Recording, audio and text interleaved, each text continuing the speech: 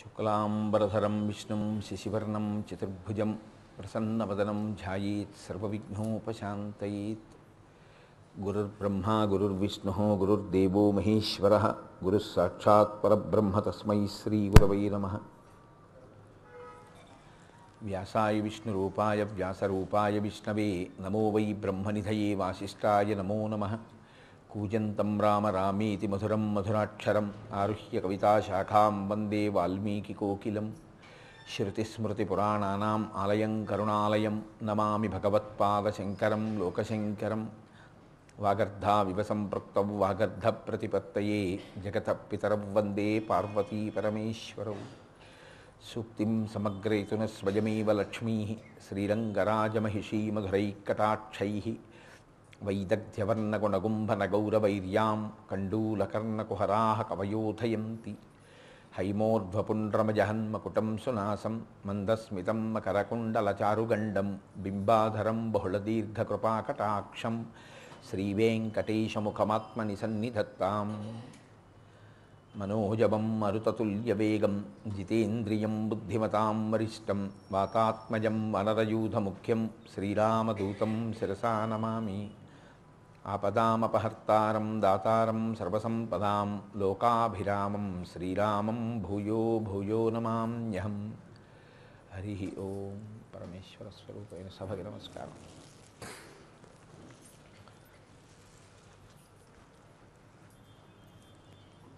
ధూర్జటి త్రికరణ శుద్ధి కలిగినటువంటి భక్తితో శ్రీకాళహస్తీశ్వరుడి ముందు అనేక పర్యాయములు అనేక సందర్భాలలో తన ఆంతరంగమును ఆవిష్కరించాడు అని మీతో నేను మనవి చేశాను. సాధారణంగా శతకాలలో ఉండేటటువంటి ప్రయోగం ఎలా ఉంటుందంటే ఈశ్వరుణ్ణి స్తుతి చేస్తారు, అంటే ఆయన యొక్క వైభవాన్ని కీర్తిస్తారు. అందుకే మనకి సూక్తము అని ఒక మాట, అన్ని సూక్తములే చెప్తాం మనం. శ్రీ సూక్తము, పురుష సూక్తము, దుర్గా సూక్తము, నీలా సూక్తము, మన్యు సూక్తము. సూక్తము అంటే అంటే బాగగా, ఉక్తము అంటే చెప్పబడినది, బాగుగా చెప్పబడిన దానిని సూక్తం అంటారు. అది బాగుగా చెప్పబడింది కాబట్టి ఇంకా నువ్వు కొత్తగా ఏమీ నిర్మాణం చెయ్యక్కర్లేదు. అది ఏది చెప్పబడిందో దాన్ని నువ్వు చెప్పి పూజ చేస్తే చాలు. కాబట్టి కొత్తగా ఉపచారానికి నువ్వేమీ కల్పించక్కర్లేదు. శ్రీ సూక్తముతో పురుష సూక్తముతో చేస్తే సరిపోతుంది. స్తుతి అంటే స్తోత్రము అంటే పొగట్ట. ఈశ్వర వైభవాన్ని దృష్టిలో పెట్టుకుని నువ్వు ఇంతటి వాడివి అంతటి వాడివి అని స్తోత్రం చేస్తారు. అది తప్పు అని అనడానికి ఏం లేదు. పరవశించినటువంటి గుండె ఈశ్వరుణ్ణి స్తోత్రం చేస్తుంది. కానీ సాధారణంగా శతక సాహిత్యంలో ఎక్కువగా ఈశ్వరుణ్ణి స్తోత్రం చేయడం కనపడుతుంది. ధూర్జటి కేవలం అలా స్తోత్రం చేసినవాడు కాడు. ఆయన అనేక సందర్భాలను దృష్టిలో పెట్టుకుని పరమేశ్వరుడి దగ్గరికి వెళ్ళి నిజాయితీతో తన యొక్క స్థితిని ఆవిష్కరించాడు. ఇది ఎలా ఉంటుందంటే, ఒక అనారోగ్యం ఒకటి వచ్చింది. ఇది పైకి చెప్తే ఇంట్లో భార్య బెంగపెట్టుకుంటుందో పిల్లలు బెంగపెట్టుకుంటారో అని అనిపించవచ్చు. డాక్టర్ గారి దగ్గరికి వెళ్ళాడు. డాక్టర్ గారికి చెప్తే ఏమనుకుంటారో అని దాస్తాడా? దాచకూడదు. ఉన్నది ఉన్నట్టు డాక్టర్ గారికి చెప్పాలి. చెబితే డాక్టర్ గారు ఆ వ్యాధి నివారణ చేస్తాడు. పరమేశ్వరుడికి లోకంలో మొట్టమొదటి వైద్యుడు అని పేరు. రుద్రాధ్యాయంలో ఆయన్ని ప్రథమో దైవ్యోభిషక్ అంటాం. ప్రథమో దైవ్యోభిషక్ అంటే భిషక్ అంటే వైద్యుడు. మొదటి వైద్యుడు ప్రపంచంలో ఆయనే. దేనికి? మీరు నమ్ముకుంటే ఆయన శరీరంలో ఉన్నటువంటి రోగాన్ని కూడా తీస్తాడు. అందుకే శివలింగాలు కొన్ని కొన్ని చోట్ల జ్వరహరేశ్వరుడు అన్న పేరుతో ఉంటాయి. కాంచీపురంలో ఉంది. అలాగే మీకు ఆ చిత్తూరు వెళ్ళినప్పుడు ఆ చిత్తూరు నుంచి వెడుతుండగా వెల్లూరు అని ఒక క్షేత్రం వస్తుంది. అందులో పక్కన మిలిటరీ కంటోన్మెంట్ ఒకటి ఉంది, సైనిక స్థావరం. దానిలో ఉంది ఒక దేవాలయం. దానికి జ్వరహరేశ్వర దేవాలయము అని పేరు. శరీరంలో వచ్చేటటువంటి వ్యాధిని తీసివేయగలిగినటువంటి శక్తి స్వరూపుడై ఉంటాడు. బహుశः అక్కడ జ్వరహరేశ్వరుడు ఉండడం వల్లేనేమో రాయవెల్లూరు వైద్యానికి చాలా ప్రసిద్ధి చెందింది. అక్కడ ఈశ్వరుడు అటువంటి శక్తితో ఉన్న కారణం అయి ఉండి ఉండవచ్చు. కాబట్టి బాహ్యంలో ఉన్నటువంటి అనారోగ్యాన్ని తీసేస్తాడు. బాహ్యం అంటే శరీరాంతర్గతం. రెండవది మనసుకు పట్టినటువంటి అనారోగ్యం, దీన్ని కూడా ఈశ్వరుడే తీయగలడు. ఆయనే సంస్కరించి మంచి మార్గంలో నడపగలడు. కాబట్టి ఇప్పుడు ఈశ్వరుడి దగ్గరికి వెళ్ళి మాట్లాడేటప్పుడు నిజాయితీతో మాట్లాడాలి. పూజామందిరంలో మనం ఏం చేస్తామంటే కేవలం స్తోత్రపాఠం ఒక్కటే చేస్తాం, అథవా ఓ కోరిక కోరుతాం, ఈశ్వర ఇదిగో ఈ కోరిక తీర్చు అంటాం తప్ప అసలు సాధన అన్నది మొదలైతే కదూ సాధనలో ఏదైనా ఇబ్బంది ఉన్నట్లు గమనించేది. లోకంలో అత్యంత నిజాయితీతో కూడినటువంటి ప్రతిపాదన ఏమిటో తెలుసా అండి? నా దగ్గరికి వస్తుంటారు, నేను హైదరాబాద్ వచ్చాక ఇద్దరు అలా నాతో చెప్పడం నేను విన్నాను. ఇద్దరు, మిగిలిన వాళ్ళందరూ ఏవో చెప్తారు. వాళ్ళిద్దరే నాతో చెప్పింది, ఏమండి మా మనసు నిలబట్టలేదు ఎలాగా, మనసు నిలబట్టలేదు ఎలాగా అని అడిగారంటే వారు జిజ్ఞాసు. వారికి అసలు మనసు నిలబడాలనో కోరిక పుట్టింది, అది నిలబట్టలేదని కూడా వారు తెలుసుకున్నారు. అంటే వారు వృద్ధిలోకి రావడం ప్రారంభమైందని గుర్తు. ఆ నిజాయితీని మీరు మెచ్చుకోవాలి తప్ప వాళ్ళు నా మనసు నిలబట్టలేదు ఎలాగండి అన్న మాటకి మనం నవ్వకూడదు. వాళ్ళు ఎంత నిజాయితీతోటో మీ దగ్గరికి వచ్చి ఆ మాట చెప్పారు, మీరు పరిష్కారం చెప్తారని. అది సాధకుడికి ఉండేటటువంటి ఇబ్బంది. ఇతరులకి నేను బాగా పూజ చేసుకుంటున్నాను అనుకుంటాడు, వాడికి అసలు నా మనసు నిలబట్టలేదని తెలియదు. కాబట్టి ఆ మాట అనరు, అందరు అనరు. అలా అన్నారు అంటే వాళ్ళు సాధనలో ఉన్నారు అని గుర్తు, ఈశ్వరానుగ్రహం ప్రారంభమైందని గుర్తు. కనుక ధూర్జటి శివుడి దగ్గరికి వెళ్ళి చెప్తున్నాడు ఒక మాట. ఎంత నిజాయితీతో మాట్లాడాడంటే ఆయన ఏమి దాపరికం చేయలేదు. నా మనసు నిలబట్టలేదు అని చెప్పడం ఒక ఎత్తు, నీ మనసు దేని మీద నిలబడుతోంది అని చెప్పడం ఒక ఎత్తు. నీ మనసు ఈశ్వరుడి దగ్గర కూర్చున్నావు అంటే శరీరం కూర్చుంది, పరికరాలన్నీ పెట్టుకున్నావు, మరి మనసు ఎందుకు నిలబట్టలేదు అక్కడ అంటే ఇంకొక దాని మీదకి దేని మీదకో వెళుతోంది. దేని మీదకి వెళుతోంది? చిత్తశుద్ధితో చెప్పేశాడు అనుకోండి, నా మనస్సు దీని మీదకి వెళుతోందని, గురువు ఈశ్వరుడు హర్షిస్తాడు. ఎందుకని అంటే వాళ్ళు ఉన్నది ఎందుకు, అది మార్చడానికే కదా, అందుకని హర్షిస్తారు. రామకృష్ణ పరమహంస నువ్వు ధ్యానం చెయ్యి, ఇలా అమ్మవారి పాదాలు ఉంటాయని చెప్పారు. ఒక గంట పోయాక వచ్చారు, వచ్చి వివేకానందని అడిగారు, చేస్తున్నావా ధ్యానం అని అడిగారు. చేస్తున్నాను అన్నాడు. నిలబడిందా మనస్సు అన్నారు, నిలబడలేదన్నాడు. దేని మీదకెడుతోందని అడిగారు. నాకు దూరంగా ఎవరో పెద్ద సుత్తి పెట్టి కొడుతున్నారు. ఆ పెద్ద సుత్తి పెట్టి కొట్టేటప్పుడు ఇలా తిప్పి కొడుతూ ఉంటారు. ఆ ఇనుముని కత్తిరించే చిన్న సాధనాన్ని పటకారతో ఇలా పట్టుకుంటే ఆ సుత్తిని ఇలా తిప్పి దాని మీద కొడుతుంటారు, అప్పుడు తెగుతూ ఉంటుంది ఇనుము. అలా కొడుతుంటే నా మనసు ఏమవుతోందంటే టక్ టక్, మళ్ళీ ఎంతసేపటికి టక్ అని చప్పుడు వస్తుందో అంతసేపటికి మళ్ళీ టక్ అంటుందని అటువైపుకి వెళ్ళిపోతుంది. ఏమిటి ప్రయోజనం దానివల్ల? ఏమి లేదు. కానీ మీరు ఎప్పుడైనా గమనించండి, నేను అంటున్నాను అనుకోండి, ఓ 10 మాటలు ఇది అంటలేదేమో, నేను ఇలా అంటే ట్యాపింగ్ అంటారు, చిన్న ఒకే ఇంటర్వెల్లో సమానమైన కాలనియతిలో కొడుతున్నాను అనుకోండి, మీరు కళ్ళు మూసుకుని విన్నా నేను కొట్టి మళ్ళీ కొట్టేటప్పటికి మీ మనసు టక్ టక్ అంటుంది. అంటే ఇంక కొడతాడని చప్పుడిని రిపీట్ చేస్తుంది, అక్కడికి వెళ్ళి పట్టుకుంటుంది.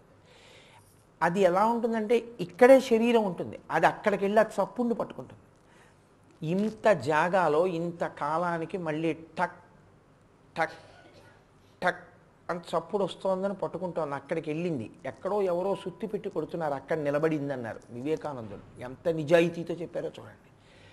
అంటే రామకృష్ణ పరమహంస అన్నారు, ఓకే బలవంతంగా తేకు, నేను చెప్పిన చోటికి ఎక్కడుందో దేన్ని చూస్తోందో దాన్ని చూడని అలా అలాగే పరిశీలించిన, అలా టక్ టక్ అండం మీద నిలబెట్టి అక్కడ నిలబెట్టడం వచ్చింది. తర్వాత మెల్లిగా ఈశ్వరుడి దగ్గరికి తేవడం నేర్పారు. అది అంత తేలిక కాదు. నిజాయితీతో మీరు చెప్పగలిగి ఉండాలి, నా మనసు ఇక్కడికి వెళ్ళిపోతోందని చెప్పాలి. సిగ్గు అక్కడే పడతాం. ఎక్కడికి వెళుతుంది మనసు? మీదైన దాని మీద నిలబడితే ధర్మం కదండి. మీది కాని దాని మీద నిలబడితేనే దాని గొప్ప. దాని అల్లరంతా ఎక్కడ ఉంటుందంటే ఏది మీది కాదో దాని మీదే ఉంటుంది. మీదైనదేదో దాని మీద ఏముంటుందంటే ఇది నాదేగా అంటుంది. మీరు చూడండి, ఇది మనసుకుండేటటువంటి పెద్ద బలహీనత. మీకు ఎన్ని తీసుకొచ్చి ఇవ్వండి, ఎంత బోధ చెయ్యండి, అన్నీ వింటుంది. విని ఏం చేస్తుందంటే సమయానుకూలంగా మళ్ళీ మారుతుంది. అందుకే సృష్టి మొత్తం మీద ఒక ప్రాణి చాలా ఆశ్చర్యకరమైంది. అది ఏదో తెలుసా అండి? ఎదురుదాడి చెయ్యదు, ప్రతిఘటించదు.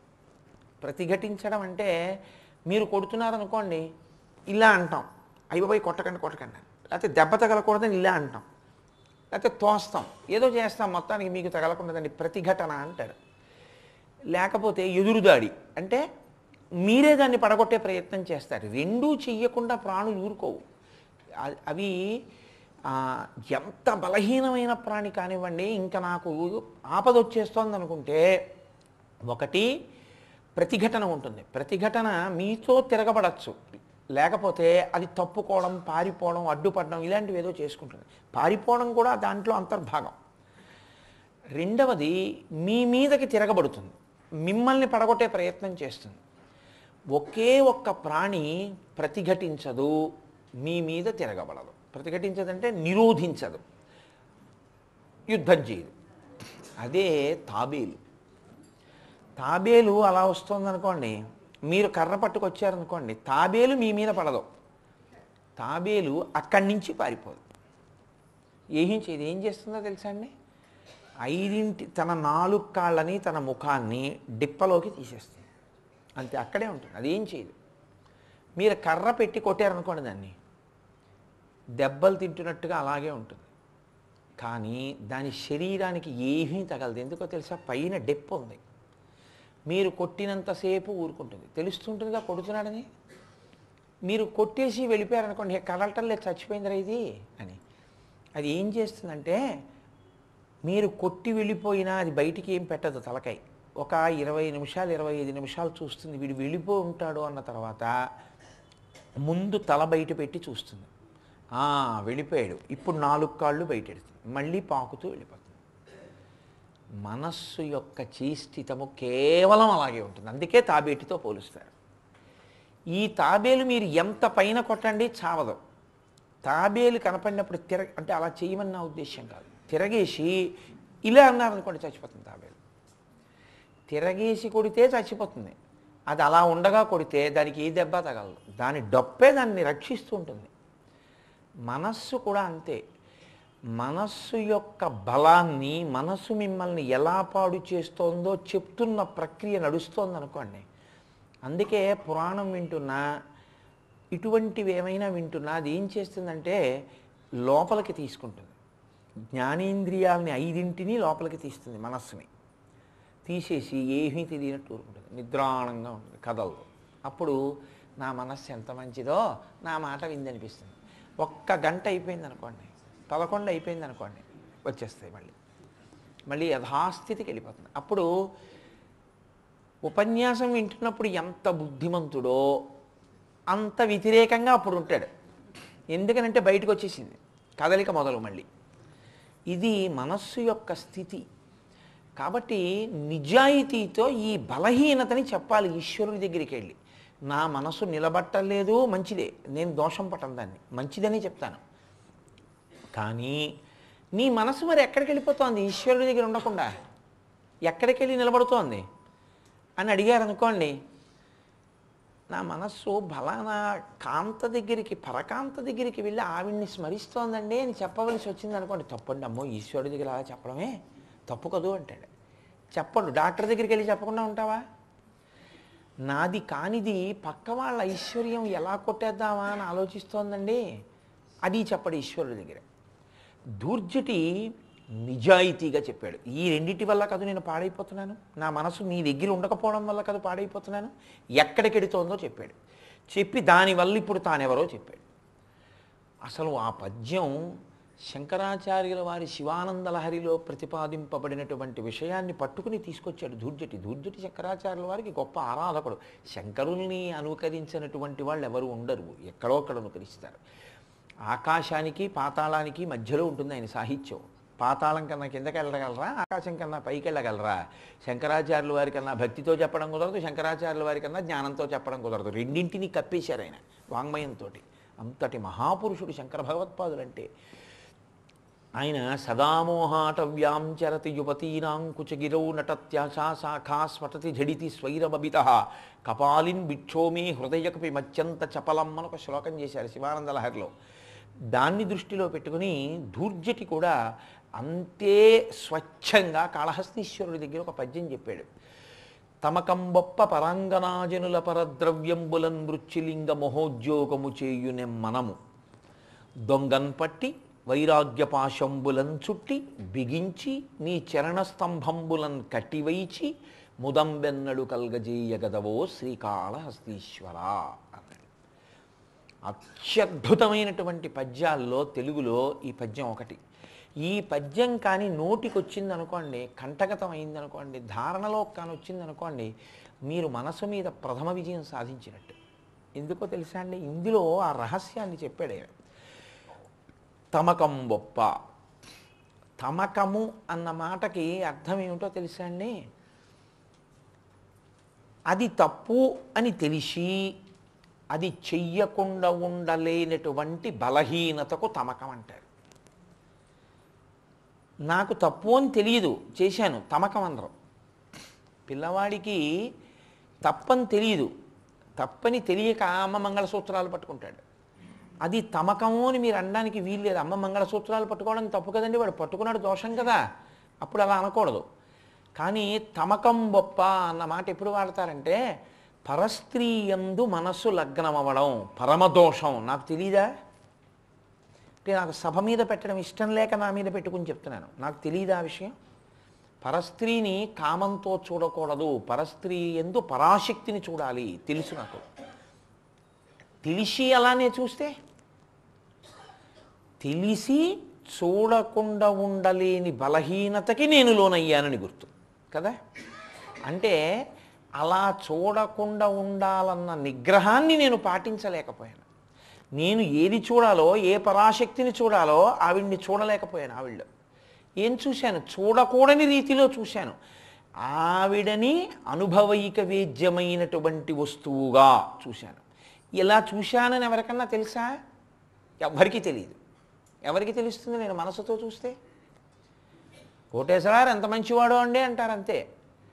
ఇదే బకాసుర వృత్తాంతం అంటారు. అయ్యో ఎంత తెల్లటి పంచి కట్టుకున్నాడు, ఎంత తెల్లటి లాల్చీ వేసుకుంటున్నాడని చూస్తారు, కానీ వాడు మనసుతో ఏం చేస్తున్నాడు అన్నది ఎవ్వరికీ తెలియదు. ఎవ్వరికీ తెలియకుండా చేయడాన్నే దొంగతనం అంటారు కదండి. అందరూ ఉండగా వచ్చి తీసుకుంటే దొరతనం, ఎవ్వరూ లేకుండా ఏమరపాటులో ఉండగా చేసింది దొంగతనం. కాబట్టి ధూర్జటి అంటున్నాడు తమకంబొప్ప పరాంగనాజనులా. పరాంగన అంటే నాకు వైదికముగా ఇయ్యబడనిది. ఈమె యందు నీ మనసు ఉంచుకోవచ్చు, ఈమె యందు నీవు కామము కలిగి ఉండవచ్చు, ధర్మేచ అర్ధేచ కామేచ, ఈమెను నీవు అనుభవించవచ్చు అని కన్యాదాత తెచ్చి నాకు ఇచ్చాడు ఒక ఆమెని. ఆమె యందు నా మనసు నిలబడింది, దోషం కాదు, ధర్మం. ఆమె యందు కాక వేరొకరి యందు నిలబడింది. నన్ను మీరు మన్నించగలిగితే నేను దాన్ని ఎక్కువ వివరణం చేయలేక ఒక్క మాటతోనే పూర్తి చేస్తాను. బంగారు పాత్రతో పాయసం తాగినా, వెండి పాత్రతో పాయసం తాగినా నువ్వు తాగేది పాత్రం పాయసమే. పైన ఉన్నటువంటి ఉపాధి గురించి నువ్వు ఆలోచించకుండా పాయసాన్ని ఒక్కదాన్నే చూస్తే నువ్వు తరించావు. నీకు పాత్ర మీద వ్యామోహం పుడితేనే పాడయ్యావు. నీ భార్య యందు నీ మనసు నిలబడిపోయి నువ్వు కామాన్ని జయించే ప్రయత్నం చేస్తే నువ్వు అదృష్టవంతుడవు. అది వెర్రితలలు వేసి పాత్రని వెతుక్కోవడం మొదలెట్టింది అనుకోండి, ఇంతకన్నా అందం అన్న మాటని వెతకడాన్ని మీరు అంగీకరించారనుకోండి, మనసుని పతనం అయిపోయినట్టు. కాబట్టి ధూర్జటి ఎంత స్పష్టంగా చెప్తున్నాడో చూడండి. ఇలా ఎవరు చెప్పరు. ఈశ్వరుడి దగ్గరికి వెళ్ళి ఒక్క ధూర్జటి చెప్పాడు. తమకంబొప్ప పరాంగన, పరాంగనాజనుల పరద్రవ్యంబులన్. పరద్రవ్యంబులన్ అంటే నాదైనదేదుందో దానితో తృప్తి లేదు, దానిని గూర్చి ఆలోచించదు. నాకు 2 ఉంగరాలు ఉన్నాయి, 3 ఉంగరాలు ఉన్నాయి. నాకు 3 ఉంగరాలు ఉన్నాయనుకుని ఆ 3 ఉంగరాలని చూసుకుని నేను తృప్తి పడిపోయి నా 3 ఉంగరాలని నేను కడుక్కుని ఆ 3 ఉంగరాలనే పెట్టుకుని అబ్బా నాకు 3 ఉంగరాలు ఉన్నాయనుకుంటుంటే దోషమేం కాదు. నా ఉంగరాలు అది కూడా వేదాంతంలో నాది నాది అన్న తాపత్రయం దోషం. పోనీ కొంతలో కొంత నా దాని మీదే నా దృష్టి ఉందనుకోండి, దోషం ఏం లేదు. కానీ వెర్రి ముదిరిపోయి గోపాలకృష్ణ గారి చేతికున్న ఉంగరం మీద నాకు వ్యామోహం బయలుదేరింది అనుకోండి, ఎంత బాగుంటుందో ఆ ఉంగరం, అయింది ఎంత బాగుంటుందో, అయింది ఎంత బాగుంటుందో అని ఓ 10 మాటలు ఆ ఉంగరం ఎంత బాగుందో, ఆ ఉంగరం ఎంత బాగుందో అంటే ఆ వెర్రి అయినా తీసేసి గురువుగారు పెట్టేసుకోండి ఇచ్చేస్తారు. అలా అందాం ఇవ్వకపోతారా అన్న బుద్ధి పుట్టింది అనుకోండి, అప్పుడది పరద్రవ్యంబులన్ మృత్యులింగా ఎలా ఆయనది నాది చేసుకుందామని తాపత్రయం. ఈశ్వర ఈ రెండిటితోనే నా జీవితం వెళ్ళిపోతుంది. ఎంత నిజాయితీగా మాట్లాడాడో చూడండి. పూజకొచ్చి కూర్చుంటే నీ మీదేం నిలబడదు, పైకి తినే పువ్వులు వేస్తాను వెళ్ళిపోతుంది. ఇందులో ఒక పెద్ద రహస్యాన్ని చెప్తున్నారు ధూర్జటి. మనసుకి ఒక పెద్ద శక్తి ఒకటి ఉంటుంది, అది అనన్య సామాన్యమైనటువంటి శక్తి. అది ఏమిటో తెలుసా అండి? మీరు దాన్ని చాలా జాగ్రత్తగా పట్టుకోవాలి నేను చెప్పే విషయాల్ని. అది కర్మేంద్రియములను యాంత్రీకరణము చేస్తుంది. అది చాలా పెద్ద శక్తి. అసలు ప్రపంచంలో ఆటోమేషన్ అన్న మాటని మొదట సృష్టి చేసిన వాడు ఈశ్వరుడు. ఆటోమేషన్ అంటే ఒకసారి మీరు దాన్ని ప్రారంభం చేస్తే అది మిగిలిన వాటిని తిప్పుతుంది. ట్రైన్ చూడండి, ఇంజన్ కదులుతుంది, ఇంజన్ పక్క బోగీని లాగుతుంది, ఆ బోగి వెనక బోగీని లాగుతుంది, ఆ వెనక బోగీని లాగుతుంది. ఆటోమేషన్ అంటారంటే ఇక అదే మిగిలిన వాటిని తిప్పేస్తూ ఉంటుంది. మనసుకున్న గొప్పతనం ఏమిటంటే అది ఆటోమేషన్ చేస్తుంది. ఆటోమేషన్ అంటే మీకు నేను ఉదాహరణకి చెప్పాలి అంటే, నేను పూజకి వెళ్ళి కూర్చున్నాను అనుకోండి, ఓం కేశవాయ స్వాహ, ఈ నీళ్ళు ఇక్కడ పోసుకో, ఇలా పెదవి దగ్గర పెట్టు, తాగు అని చెప్తుంది. ఓం నారాయణాయ స్వాహ, ఇంతే పోసుకో, వెళ్ళిపోతుంది ఎక్కడికో. దీనికి దీనికి దీనికి నేర్పేస్తుంది ఇలానని. నారాయణాయ స్వాహాకి రైతు బజార్కి వెళ్ళిపోతుంది. మళ్ళీ మాధవాయ స్వాహ ఏం చేయాలి తర్వాత? మళ్ళీ వస్తుంది.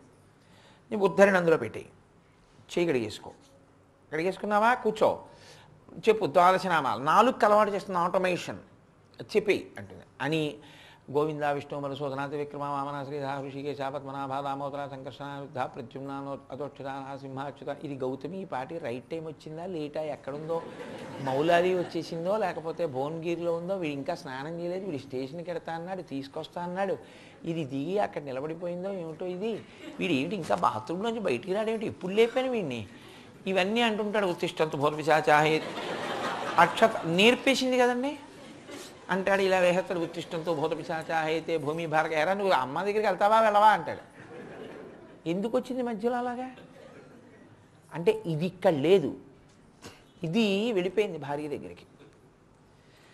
పైకి ఉత్తిష్టంతో భూత పిశాచాహైతే భూమి భారక హైతే షామిరోధేన బ్రహ్మకర్మసమారభే ఓం భోహోం భువహ ఓం శివ ఓం జన అంటుంటాడు. ఇవన్నీ ఆటోమేట్ చేస్తుంది, అంటే నేర్పేసింది ఇలా అనాలి ఇలా అనాలి, ఆ మంత్రానికి ఇవన్నీ ఇలా అంటుంటాయి. అది మాత్రం ఇంకో చోటుకు పోతుంది. అలాగే పోనీ అక్కడితో అయిపోతుంది, ఆ ఒక్క విషయాన్ని ఆలోచించి వదులుతుంది అనుకుంటే దానికి ప్రయోజనమో అప్రయోజనముతో దానికి ఏం సంబంధం ఉండదు, వెళ్ళిపోవడమే దాని లక్షణం అంతే. ఇప్పుడు మళ్ళీ మీరేదో అష్టోత్తరం చెయ్యాలి, వందే పద్మకరాం ప్రసన్నవదనాం సౌభాగ్యదాం భాగ్యదాం. రేపు అదేంటే భరతుడు గారింటికి ముందెడదామా, రవి గారింటికి ముందెడదామా, ఏది ఎంత దూరమో మనకి తెలియదు. గోపాలకృష్ణ గారిని ఒకసారి అడిగి ఇది ఇలా చేస్తే బాగుంటుందేమో, ఆ ముందు ఇక్కడికి వెళ్ళి వచ్చేద్దాం, తర్వాత ఇక్కడికి వెళ్ళి వచ్చేది సామాను ముందు మనం లగేజ్ వేయిమెంట్కి పంపించేద్దామా, లేకపోతే అంతా పట్టుకుని ఒకసారి వెళ్ళిపోతే పర్వాలేదా, ఇలా ఏదో ఆలోచిస్తుంటుంది. ఆఖరిగా మనం ఆదిగ దీశాం గీశం కీచక్రీ చరందకి శ్రీమాన్ నారాయణో విష్ణుర్వాసుదేవో అభిరక్షతు, దీనికి విష్ణు సహస్రం, దీనికి పువ్వులు, ఇవి అయిపోతాయి పళ్ళెంలో. ఇక్కడ అయిపోతుంది వనమాలి గదీశాంగి, మళ్ళీ వస్తుంది ఒకసారి. అయిపోయిందా విష్ణు సహస్రం? గొడవ వదిలిపోయింది. నైవేద్యం పెట్టు, ఇగో పళ్ళు. మీరు అందుకే చూడండి అది ఏం చేస్తుందో తెలుసా అండి, అభిషేకానికి 6 పదార్థాలు అక్కడ పెడితే 4 చేసి 2 వదిలేస్తుంది. ఆవిడ అదేంటంటే కొబ్బరి నీళ్ళు పెట్టాను కదా, ఏమిటో చూడలేదండి. చూడకపోవడం ఏం కాదు, మనసు లేదు అక్కడ. అది ఎక్కడికో పోయింది, ఏదో చేత్తో తడిమి అక్కడ ఉన్న పోసేశాడు, మిగిలిన వదిలేశాడు. అక్కడ ఉంటే కదూ. దీనివల్ల ఏమవుతుందంటే శరీరం కూర్చుంది కానీ మనసు అసలు లేదు అక్కడ, ఎప్పుడు వెళ్ళిపోతుంది. కారణం ఏమిటంటే ఆటోమేట్ చేస్తుంది, కర్మేంద్రియాల్ని చేసేయడం నేర్పి వెళ్ళిపోతుంది. సైకిల్ తొక్కడం నేర్చుకుంటున్నాడు అనుకోండి కొత్తగా, ఇదిగో ఇలా నువ్వు ఫెడల్ తొక్కి కాలెత్తు అన్నారనుకోండి, వాడు తొక్కి కాలెత్తి సీటు మీద మొట్టమొదట జీవితంలో కూర్చుని మీరు వదిలేసిన తర్వాత వాడే హ్యాండిల్ బార్ పట్టుకుని తొక్కుకుంటున్నాడు అనుకోండి, అప్పుడు మీరు వెళ్ళి రే నాన్న అన్నారు, నాన్నగారిని మాట్లాడకండి ఉండండి అంటాడు. అక్కడే ఉంటుంది మనసు. మీరు ఎంత పిలవండి, ఉండండి నాన్నగారండి ఇప్పుడు పలకరించద్దు అంటాడు. జాగ్రత్తగా టర్నింగ్లు అవి ఇవి తిప్పి 4 మాటలు కింద పడిపోయి 5 మాటలు లేచి కూర్చుని మళ్ళీ ఎక్కేయడం వచ్చేసింది అనుకోండి, ఆ తర్వాత వెనకవాడు హారన్ కొట్టినా తప్పుకోడు, పక్కవాడితో మాట్లాడుతూ తొక్కేస్తాడు. వీటికి నేర్పేస్తుంది ఇలా తొక్కే, దీనికి నేర్పేస్తుంది ఇలా తిప్పి. ఇది వాడితో మాట్లాడుతూ వెళ్ళిపోతుంది. ఇది కాదు ప్రమాదం. 2 వీలర్ మీద ఎడుతూ సెల్ ఫోన్ ఇలా పెట్టుకుని డ్రైవ్ చేయడం ఏంటండి? ఆటోమేషన్ వల్ల వచ్చినటువంటి ప్రమాదం అన్నమాట. మనసుకి ఇదే బలం, ఇదే బలహీనత. ఇది తీసుకొచ్చి చెప్తున్నాడు బుద్ధుడు. దీన్ని మీరు పట్టుకోవాలి. ఇది పట్టుకుంటే తప్ప అసలు మీరు ఉద్ధరణ పొందడం అన్న మాట లేనే లేదు శాస్త్రంలో. దాని బలం ఎక్కడుంది, దాని బలహీనత ఎక్కడుంది, దీన్ని వాచ్ చేయాలి మీరు, దీన్ని పరిశీలనం చేయాలి. ఇది ఉందా, వెళ్ళిపోతుందా? వెళ్ళిపోతుంది. ఎక్కడికి వెడుతోంది ఎక్కువగా? అది మీరు శివార్చన చేస్తుంటే వెంకటాచలం వెళ్ళిందనుకోండి, ఏం పర్వాలేదు, దాన్ని మీరు బలవంత పెట్టకూడదు. మనసుని బలవంతం చేస్తే ఏమవుతుందో తెలుసండి, మీరు నీరసించిపోతారు, మీరు అలిసిపోతారు, మీకు ఒక రకమైనటువంటి వ్యగ్రత బయలుదేరుతుంది. నిజంగా మీరు పరిశీలనం చేశారనుకోండి, చిచ్చి అసలు నా పూజ దొంగ పూజ, నేను అసలు ఏం చేయట్లేదు, అబద్ధం, అసలు మనసు అక్కడ నిలబట్టలేదని అదా చెప్పిన మాట ఎందుకు జారిపోతుంది, మీకు కోపం బయలుదేరిపోతుంది. అందుకని మనస్సుని తీసుకొచ్చేటప్పుడు కోపంతో చేయకూడదు, బుజ్జగించాలి. పిల్లాన్ని కొత్తగా స్కూల్కి పంపించేటప్పుడు ఎలా లాలించి బుజ్జగించి పంపిస్తారో మనసుని అంత జాగ్రత్తగా మీరు శిక్షణ ఇవ్వవలసి ఉంటుంది. లేకపోతే నేను చెప్పింది యథార్థం అండి, మీరు పరిశీలనం చేయండి, మీరు అలిసిపోతారు తెలుసా అండి. మీరు బలవంతంగా మనసుని తెచ్చే ప్రయత్నం చేశారనుకోండి, లేచిపోదాం అనిపిస్తుంది అక్కడి నుంచి. దాన్ని మెల్లమెల్లగా రావడం మీరు నేర్పాలి. అనురక్తి కల్పిస్తే అదే దాని బలహీనత. మీరు లేచి రైల్లో పెడుతున్నారనుకోండి, అది వెళ్ళి శివుడి దగ్గర నుంచి ఉంటుంది. ఎందుకని? దానికి అలవాటు వెళ్ళిపోవడం.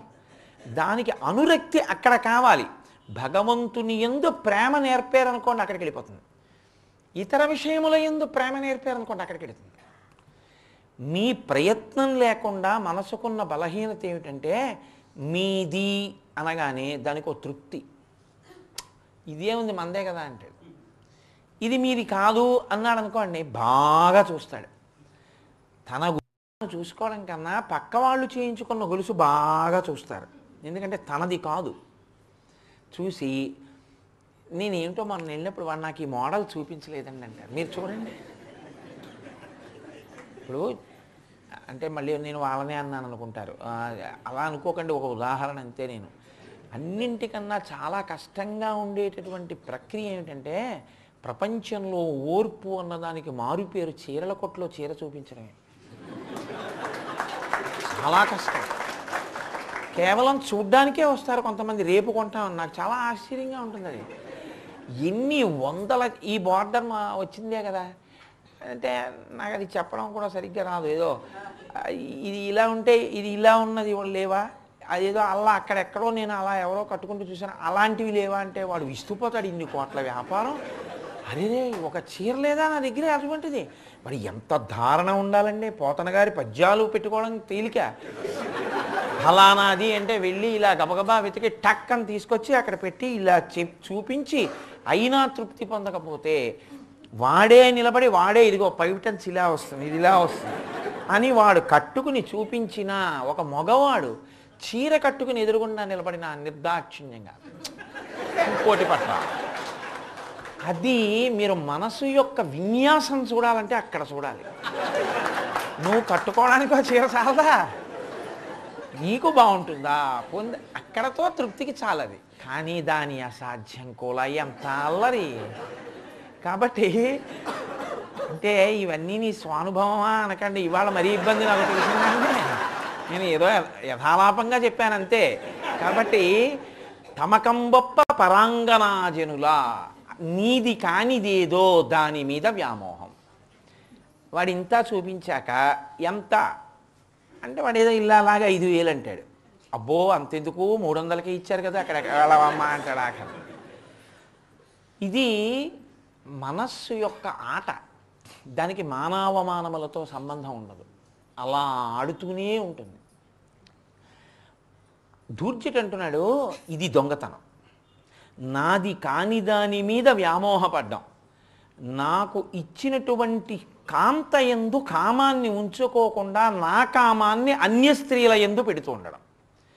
ఈ రెండూ చేయడం దొంగలు చేసేటటువంటి పని. తనది కానిది అపేక్షించడం దొంగతనం కదండి. కాబట్టి తమకంబొప్ప పరాంగనాజనుల పరద్రవ్యంబులన్ వృచ్చిలింగ మహోద్యోగము చేయునే మనము. ఉద్యోగం అంటే ప్రయత్నం. ఉద్యోగం పురుష లక్షణం అంటే ఎక్కడో డబ్బులు తెచ్చుకోవడం కాదు, ప్రయత్నం చేయడం పురుష లక్షణం అని. కాబట్టి మహోద్యోగము ఆయన కితాబ్ ఇచ్చాడు. ఎంత గొప్ప పని చేస్తుంటానో తెలుసా ఈశ్వరా, నాకు వైదికముగా ఇవ్వబడినటువంటి స్త్రీయందు తప్ప అన్యుల యందు నా కామం నిలబడుతోంది.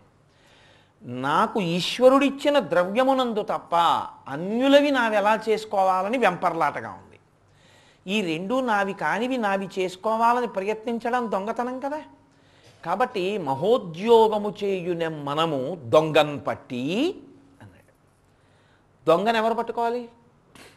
ఊళ్ళో దొంగలు తిరుగుతున్నారండి అంటే నేను తిరగకూడదు ఏలట్టుకుని, నాకెందుకు, నా ఇంటి తాళం వేసుకునే పడుకోవాలి.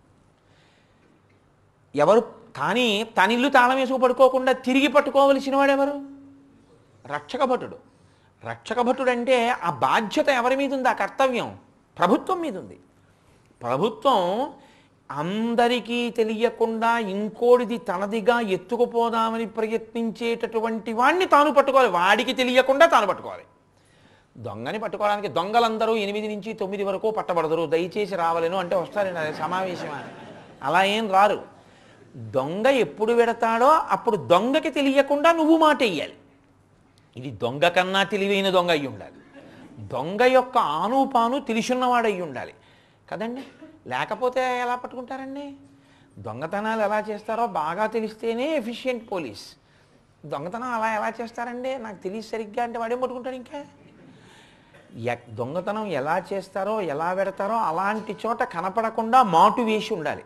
వాడు ఎవ్వరూ లేరనుకుని దొంగతనం చేయడానికి వచ్చినప్పుడు వాడు కొంచెం ఏ కిటికీలోకో తలపెట్టి దూకుతుండగా వెనక నుంచి కాళ్ళెట్టుకోవాలి, వాడు పారిపోవడానికి వీలు లేకుండా. కాళ్ళెట్టుకోవడమా చేతులెట్టుకోవడమా అని చూడకూడదు, ఇక పట్టుకోవడమే ప్రధానంగా పట్టుకోవాలి వాడిని. కాబట్టి దొంగని పట్టుకోవాలి. ఎవరు పట్టుకోవాలి? ఇప్పుడు మనస్సు అనే దొంగని ఎవరు పట్టుకుంటారు? యథార్థంగా చెప్పాలంటే నా భార్య కూడా పట్టుకోలేదు నా దొంగతనాన్ని కదండి. నేను పైకి నా చిన్ని నా బున్ని అని మాట్లాడి దాంతో నా మనస్సు వేరొకరి యందు లగ్నం అవుతోంది అనుకోండి, దానికి తెలుస్తుందా? పట్టుకోగలదా? తప్పండి. అదేంటది?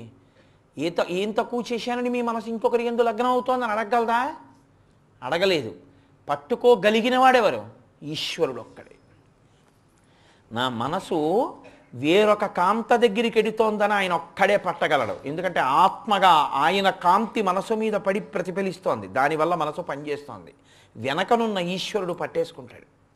ఆయన పట్టుకుంటాడని భయం ఉంటే నువ్వు నిజం చెప్పాలి ఆయనకి. కాబట్టి ఈశ్వర ఇది దొంగ, దొంగను పట్టి పట్టుకోవలసిన కర్తవ్యం నీది. ఎందుకంటే నువ్వు ప్రభువువి. నిన్ను విన్నారుగా, పరమేశ్వర పరిపాల్యో, ఆయన ప్రభుత్వం ఉన్నవాడు.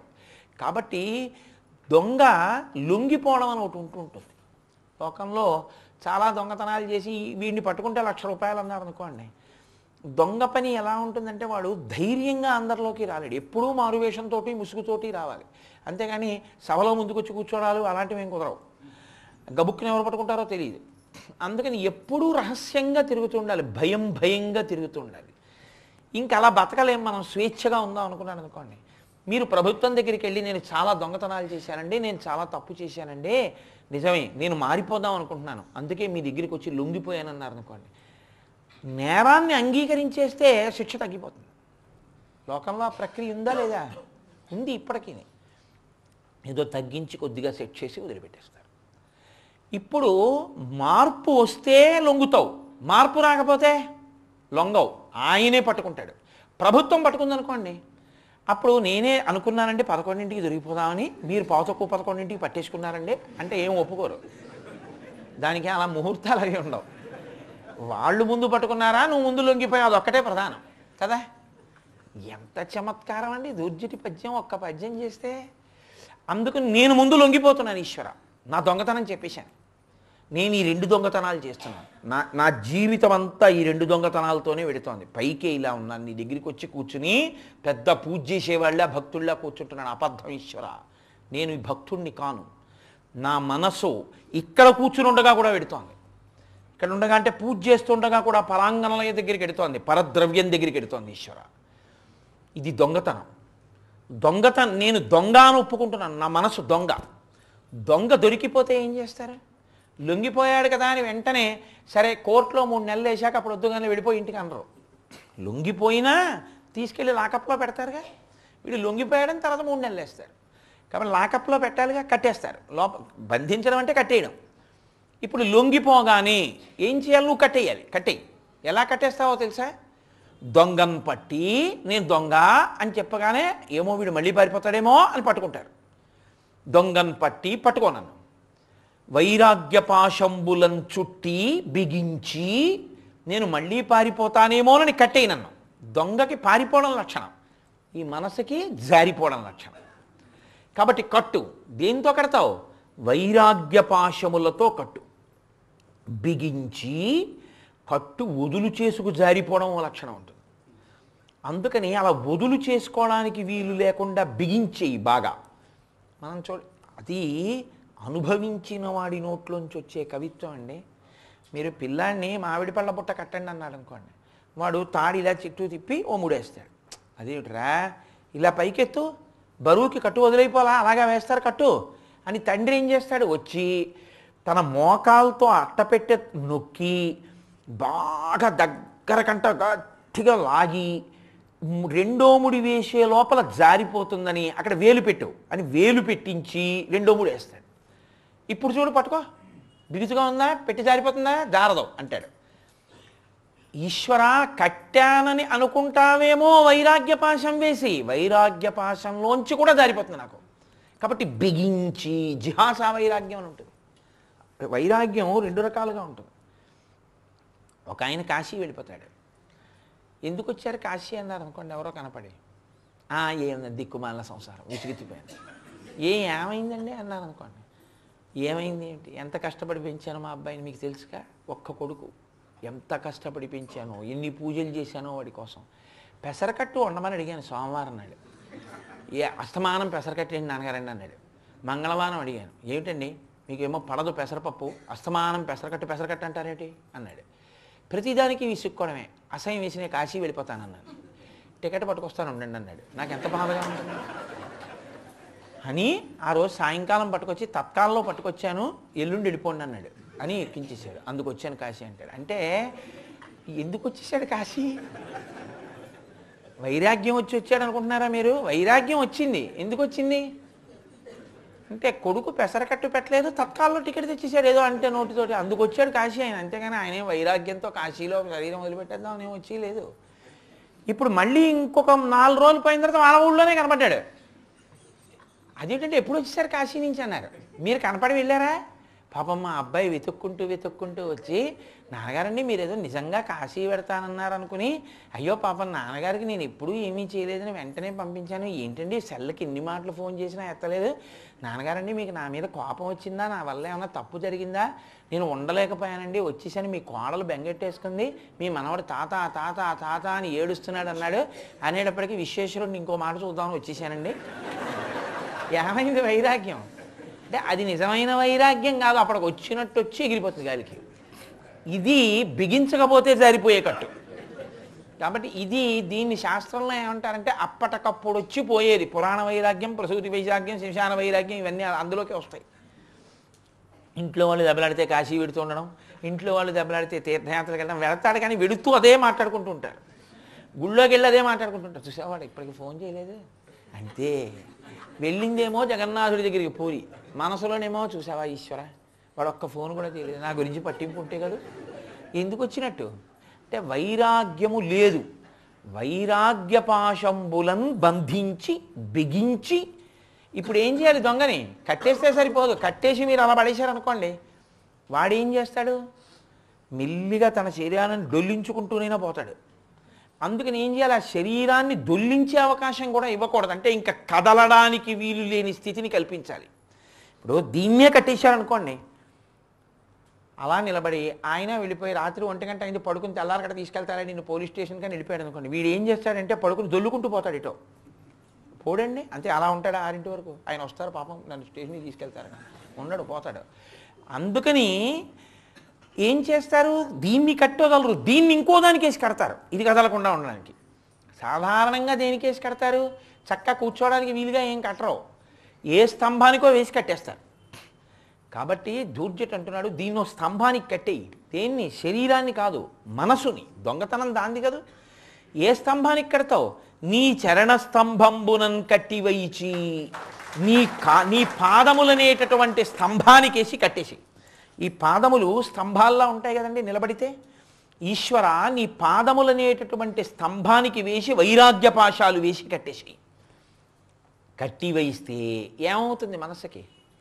దొంగకైతే ఇప్పుడు మార్పు వస్తుంది, మనసుకైతే ముదంబెన్నడు కల్గజేయగదవు, సంతోషం కలుగు. అమ్మయ్యా బతకవలసిన రీతిలో బతుకుతున్నాను. అంటే ఇప్పుడు కదలడానికి ఏమైనా ఉందా? ఏమీ లేదు. ఎక్కడ ఉండాలి ఆ మనసు? కట్టబడింది కాబట్టి ఈశ్వర పాదములకే అంటి పెట్టుకుని ఉంటుంది. మరి దానికేసి కట్టేశాడుగా, వైరాగ్య పాశంబులను చుట్టేశాడుగా, ఆయన పాదాల దగ్గరే పడుతుంది. అలా చేస్తే నాకేమొస్తుంది? సాధారణంగా ఏడుస్తారు దొంగలు అలా కట్టేస్తే. నేనేం చేస్తానో తెలుసా? ముదంబెన్నడు కల్గజేయగలవో, నేరాన్ని అంగీకరించి స్వేచ్ఛా ప్రపంచాన్ని కోరుకున్న దొంగ అమ్మయ్యా దొంగతనాలు చేసి రహస్యంగా అక్కడ దాక్కుని ఇక్కడ దాక్కుని బతికేవాడిని. ఇంకా కట్టేస్తే కట్టేశారు కానీ అమ్మయ్య ఈ ఆఖరిసారి కట్టబడినాం, ఇంకా నాకు ఎవరితోనూ గొడవలేదు. నన్ను తిట్టని కొట్టని, నేను గతంలో చేసిన దానికి వీడే దొంగతనాలు చేశాడని ఏమని ఇప్పుడు నన్ను ఎవడు ఏమనుకుంటున్నా నేను మాత్రం మారాను అంతే. నాకు అది చాలు. నేను 10 మందిలో పగటి వేళ తిరగగలను, నాకు అది చాలు. ఈశ్వర గతంలో నా మనసు ఏం చేసిందో నాకు అనవసరం, ఇక అది అలా చేయకుండా నీ పాదాలకి కట్టబడితే నాకు చాలు. ముదంబెన్నడు కల్గజేయగదవో, ఆ సంతోషం ఇక్కడ కలిగితే చాలు. అది లేని జీవితం, ఆ నటన నాకొద్దు శంకర. మంచివాళ్ళ కనిపిస్తూ చెడ్డవాళ్ళ నేను బతకలేకపోతున్నాను. కాబట్టి ముదంబెన్నడు కల్గజేయగదవో శ్రీకాళహస్తీశ్వర. ఎంత రహస్యాన్ని అందులో దాచారు దూర్జటి. ఎంత స్వేచ్ఛగా స్వచ్ఛమైన మనసుతో మనస్సు యొక్క బలహీనతని వెళ్ళి శంకరుడి దగ్గర చెప్పుకున్నాడు. దీనికి మీరు వెనక నుంచి పద్యాన్ని ముందుకు రండి. ఇప్పుడు వైరాగ్యపాశంబులను చుట్టి బిగించి, ఏమండి అలా కట్టేస్తే భగవంతుడి పాదాల దగ్గరే మనసు పెట్టమంటే, ఇప్పుడు అలా వైరాగ్యపాశములతో కడితే అవుతుంది. వైరాగ్యం అంటే ఏమిటో తెలుసా అండి? వైరాగ్యం అంటే చాలామందికి భయం. అమ్మో ఇప్పటి నుంచి వైరాగ్యం ఏమిటండి అంటాడు. అంటే వాళ్ళ ఉద్దేశం ఏంటంటే వైరాగ్యం వస్తే సంసారం వదిలేస్తాడు, ఏమిటో బట్ట మార్చేసుకుంటాడు, ఎక్కడికో వెళ్ళిపోతాడని. అంత పిచ్చి ఏమి ఉండదు. అది జన్మజన్మాంతర సౌభాగ్యం. అలా ఏం అయిపోరు, అలా ఏం వెళ్ళిపోరు, అంత తేలిక ఏం కాదు. అదో పిచ్చి అంతే. అంత భయపడిపోవడానికి అదేం అంటువ్యాధి కాదు, అలా గబుక్కుని వచ్చేయడానికి వైరాగ్యం. రామకృష్ణ పరమహంస ఓ కథ చెప్తుండేవాడు. వెనకటికి ఎవరో నాలాంటివాడు ఎప్పుడు పురాణం చెప్తుండేవాడు. నాలాంటివాడితో పోల్చుకోవడం ఎందుకులేండి, ఆయన మహాత్ముడు. ఒక మహాత్ముడు పురాణం చెప్తుండేవాడు. ఆయనకి ఓ బావమరిది భార్య. ఆ బావమరిది ఉపనయనం అయింది, ఒక 3-4 ఏళ్ళు వాడి ఇంటికి వచ్చాడు. ఈయన సాయంకాలం పురాణం చెప్పడానికి వెళ్తే ఆ బావమరిది కూడా వెనకాల వెళ్ళేవాడు బావగారు వెంట. వాడు ఇంటికి వచ్చి అక్క దగ్గరికి వెళ్ళి, అక్క ఏమిటి అన్నం ఏమిటి, పప్పు ఏమిటి, కూర ఏమిటి, అప్ప బావగారు ఏం చెప్పారు నిజంగా, ఏమి ఈశ్వరుడు, ఎందుకు అక్క ఇవన్నీ అంటుండేవాడు. రోజు పడుకోవడానికి వెళ్ళి వాళ్ళ అక్క అనేది, ఏమండి మీరేమో పురాణం అంత ధాటిగా చెప్పేస్తున్నారు, వైరాగ్యం చెప్పేస్తున్నారు, వాడేమో బ్రహ్మచారి, ఇంకాను మా నాన్నగారు అమ్మ ఆశలు పెట్టుకున్నారు, వాడేమో ఏమిటి ఈ ప్రపంచం, ఏమిటి అక్క ఇదంతా అంటున్నాడు, వీడు ఆఖరికి పెళ్లి చేసుకోకుండా ఏమీ లేకుండా అలా ఉండిపోతాడు ఏమిటో నాకు భయంగా ఉందండి అంటే, ఆయన అనేవాడు, పిచ్చిదానా, నిజంగా వైరాగ్యం వచ్చిన వాడు అలా నోటితో మాట్లాడ్డు, చటుక్కుని లేచిపోతాడంతే. అందుకని నువ్వెందుకు భయపడతా, అలా నోటితో అన్నాడంటే వాడికి ఇంకా వ్యామోహం ఉందని గుర్తు, ఏం బెంగెట్టుకోకండి. ఆయన రోజు చెప్పేవాడు, ఈవిడ రోజు బాధపడేది. ఇలా ఓ 4-5 నెలలు అయిపోయింది. అయిపోయిన తర్వాత ఓ రోజు రాత్రి ఆయన పలహారం చేసి ఒళ్ళు తుడుచుకుని గుండెల మీద తువ్వాలేసుకు పడుకున్నాడు. మళ్ళీ ఈవిడ వచ్చింది, ఏమండి మీరు వైరాగ్యం చెప్పేస్తున్నారు, నా తమ్ముడు బాగా మారిపోతున్నాడండి. ఆయన అన్నాడు, నీకు ఎన్నో మార్లు చెప్పాను, నిజంగా వైరాగ్యం వచ్చినవాడు ఎక్కడున్నవాడు అక్కడే లేచి తువ్వాలు తీసి భుజాన్ని వేసుకుని ఇలా పోతాడనమాట బయటికి అని వెళ్ళిపోయాడు. ఆవిడంది చూపిస్తున్నాడు అనుకుంది, ఆయన తిరిగి రాలేదు ఇంకా. అందుకే రామకృష్ణ పరమహంస మాట అంటారు, వైరాగ్య comes like A flood, it doesn't come drop by drop అంటారు. వైరాగ్యం వస్తే ఆయన వెళ్ళిపోవాలని, వైరాగ్యం వస్తే ఏదో బట్టలు మార్చేసుకోవాలని. బట్టలు మార్చుకోవడం అంటే నా ఉద్దేశం రంగు బట్ట యొక్క రంగు మారడం, అలా ఏం అయిపోవాలని ఏం లేదు. వైరాగ్యం వచ్చి సంసారంలో ఉండి ధరించిన వాళ్ళు కొన్ని కోట్ల మంది ఉన్నారు. త్యాగరాజు గారు ధరించలేదా, అన్నమాచార్యులు వారు ధరించలేదా, ఎవరు ధరించలేదు సంసారంలో ఉండి. ఏదో ఇంకో రంగు బట్ట కట్టుకుంటేనే తరించిపోతారని మీరు అనుకోకండి. ఇంకో రంగు బట్ట కట్టేసుకున్నా మనసు మారకపోతే ఇబ్బంది వస్తుంది, దాన్ని మార్చవలసింది. కాబట్టి ఇది ధూర్జటి యొక్క ప్రతిపాదన. వైరాగ్యం అన్న మాటకి నిజమైన అర్థం ఏమిటో తెలుసా అండి? సంగము లేకుండా ఉండడం. పొంగు కుంగు ఉండవు. ఒక పువ్వు పూస్తుంది, ఒక మల్లె పువ్వు.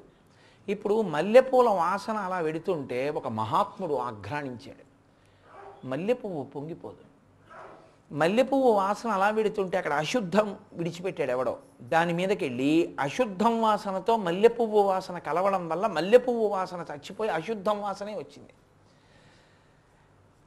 మల్లెపువ్వు పక్కనున్న అటు వెడుతూ బా అన్నారు, ఛీ ఇది నా పక్కన ఉండడం వల్ల నా వాసనకి గుర్తింపు లేదని అది బెంగ పెట్టుకోదు. అందుకే మనిషి బతుకు నదిలా ఉండాలంటారు. కుంతీదేవి ప్రార్థన చేసింది, యాదవులందు పాండు సుతులందు నాకు మోహ విచ్ఛేదము చేయుమయ్య, ఘనసింధువు చేరిడి గంగభంగి నీపాద సరోజ చింతనముపై అనిశము మదీయ వృత్తి అచ్చాదర వృత్తితో గదియగనట్లు చేయగదయ్య ఈశ్వరా అని అడిగింది కృష్ణుణ్ణి. నదిలా ఉండరా అంటారు మన వాళ్ళు. అందుకే సాగర సంగమాన్ని అత్యంత పవిత్ర స్థానంగా భావిస్తారు. ఎందుకో తెలుసా అండి? నది ఎక్కడో ఒక పర్వతం మీద పుడుతుంది, పుట్టి కింద పడిపోతుంది. ఇలాగ పడిపోయినప్పుడు పెద్ద పెద్ద బండల మీద పడితే తల బద్దలై తెత్తులేస్తుంది. అయినా అరే నాకు ఇంత దెబ్బ తగిలిందని చూడదు, ముందుకెడుతుంది. ముళ్ళకంపలు ఒడ్డున పెరిగి ఆ నది వీపుని చీరుస్తాయి. మరి ప్రవహిస్తున్నప్పుడు పైన గోకితే చీల్చినట్టేగా, వీపుని చీరుస్తాయి. ఇక్కడ ముళ్ళకంపలు గుచ్చుకుంటున్నాయని ఆగదు, వెళ్ళిపోతుంది. ఒక మహాత్ముడు వచ్చి సంకల్పం చెప్పి స్నానం చేస్తాడు, అమ్మయ్య ఇక్కడ గౌరవింపబడ్డానని ఆగదు, ముందుకెళ్ళిపోతుంది. ఇంకొకడు వచ్చి మలమూత్ర విసర్జన చేసి ఆ నీటిని వాడుకుంటాడు, నా యందు వాడి మలం కలిసిందని ఆగిపోదు, వెళ్ళిపోతుంది. గోతుల్లో పడుతుంది, పైకి తేస్తుంది, కిందకు పడుతుంది, సుడులు తిరుగుతుంది, వంకర్లు తిరుగుతుంది, పక్కకెడుతుంది. ఇన్ని కష్టాలకు వచ్చి దానికి దారి చూపించేవాడు లేడు. నడిచి నడిచి నడిచి నడిచి నడిచి నడిచి చెట్ట చివర సముద్రంలోకి వెళ్ళి కలిసిపోయి తన నామము రూపము రుచి విడిచిపెట్టేస్తుంది. ఇంత తీయని గంగ, ఇంత తెల్లని గంగ ఉప్పు నీరైన సముద్రంలో కలిసిపోయి గంగకి సముద్రానికి తేడా లేకుండా సాగర సంగమం అయిపోతుంది. అయిపోయే వరకు వెళ్ళిపోతూనే ఉంటుంది, ఆగదు. సాగరంలో కలిసిపోయిన తర్వాత ఇంక అయిపోయింది అంతే ప్రయాణం. ఇప్పుడు నదిని చెప్పడానికి కుదరదు, నదీ ప్రయాణం పూర్తయిపోయింది. మానవమానములను గమనించకుండా సముద్రం వైపుకు వెళ్ళిపోవడం నది యొక్క ప్రయోజనమైనట్టే. మల్లెపువ్వు తన వాసన దేని మీదకెళ్ళిందని చూసుకోకుండా వాసన ఇవ్వడమే ప్రయోజనమైనట్టు. నీ కర్తవ్యాన్ని నువ్వు నిర్వహించుకుంటూ వెళ్ళిపోతూ ధర్మాన్ని ఆలంబనంగా చేసుకుని నేను ధర్మాన్ని పట్టుకున్నాను నాకు చాలన్న తృప్తితో దాని వలన వచ్చే ప్రయోజనాలకి పొంగు కొంగు రెండూ లేకుండా నువ్వు నడిచి వెళ్ళిపోగలిగితే నువ్వు చేరేది ఈశ్వరుణ్ణి. మనసుకి ధర్మము ఆలంబనం కావాలి, ఆ ఆలంబనంతో నువ్వు నడవగలవా? అలా నీకు చేతనవుతుందా? ఆ ధర్మ నిర్వహణ కోసం అవసరమైతే నువ్వు కిందకి దిగిపోయి లొంగిపోతావు. నేను ధర్మానికి కట్టుబడ్డాను చాలు, అందులో నాకేమైనా అవమానం వచ్చిందా అన్నది లేదు. అవమానం కాదు, నేను నా ధర్మం నేను చేశానా లేదా అంతే. ఇలా నిలబడగలిగితే, సంగము లేకుండా నిలబడగలిగినప్పుడు నువ్వు ఎక్కడ నిలబడినా ఒకటే కదా. గృహస్థాశ్రమంలో ఉన్నాడు, ఏమిటి దోషం? ఆయన ధర్మం ఆయన నిర్వర్తిస్తుంటాడు, ఆయనకి దేనితోనూ సంగం లేదు, అన్నిటితో కలిసి ఉంటాడు. పువ్వు వాసన అన్నిటితో కలిసి లేదు, అన్నిటి మీద పెడుతుంది, కానీ పువ్వుకి సంగం ఏమైనా ఉందా? ఏమీ లేదు. అందుకే సంగము లేని వస్తువు వైరాగ్యము అన్న మాటకి గాలి ఒక్కటే ఉదాహరణ. అన్నిటి మించి పెడుతుంది గాలి, కానీ దేనితోటి గాలికి సంబంధం లేదు, అన్నీ గాలిలో చేరుతాయి. మురుగుడు కాలం మించి చేరుతోంది, ఆ వాసన వచ్చి చేరుతుంది, బెంగపెట్టుకోదు. మల్లె పువ్వు మించి వెళ్ళింది, ఆ సౌరభం చేరింది, పొంగిపోదు. నది అంతే, గాలి అంతే. పంచభూతాల్లో ఈశ్వరుడు మనకి నేర్పాడు వైరాగ్యం అంటే ఇది. వైరాగ్యం నేర్పడానికి కొత్తగా గురువుగారి బోధ, నీకు సాక్షాత్ గురువుగా పంచభూతాలే నిలబడిపోతాయి. ఇది మనసులో ఉంటే ఇవన్నీ నాతో వచ్చేవి కావు, కాలంలో వచ్చేయి.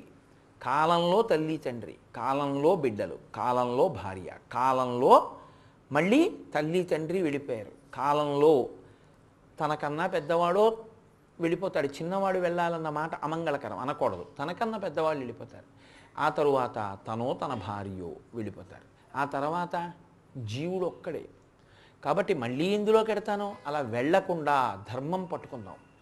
ఇది మనసు ఈశ్వరుడి దగ్గర పెట్టడం. అయితే మీరు నన్ను ఒక ప్రశ్న వేస్తారు, నేను దాన్ని ఆ కోణంలో వివరణ చేయకపోతే అసలు నేను ఈ పద్యానికి పరిష్కారం చెప్పిన వాడిని కాను. సనాతన ధర్మంలో గొప్పతనం ఏమిటో తెలుసా అండి? సమస్య చెప్పి ఎప్పుడు వదిలిపెట్టరు, పరిష్కారం చెప్తారు. అదే ఋషుల యొక్క గొప్పతనం. నేను పరుల సొమ్ము ఎప్పుడూ ఆశించవద్దు అన్నాను అనుకోండి. ఇప్పుడు ఈ పద్యం చెప్పావు బాగుందయా, అదే కదా నా బలహీనత.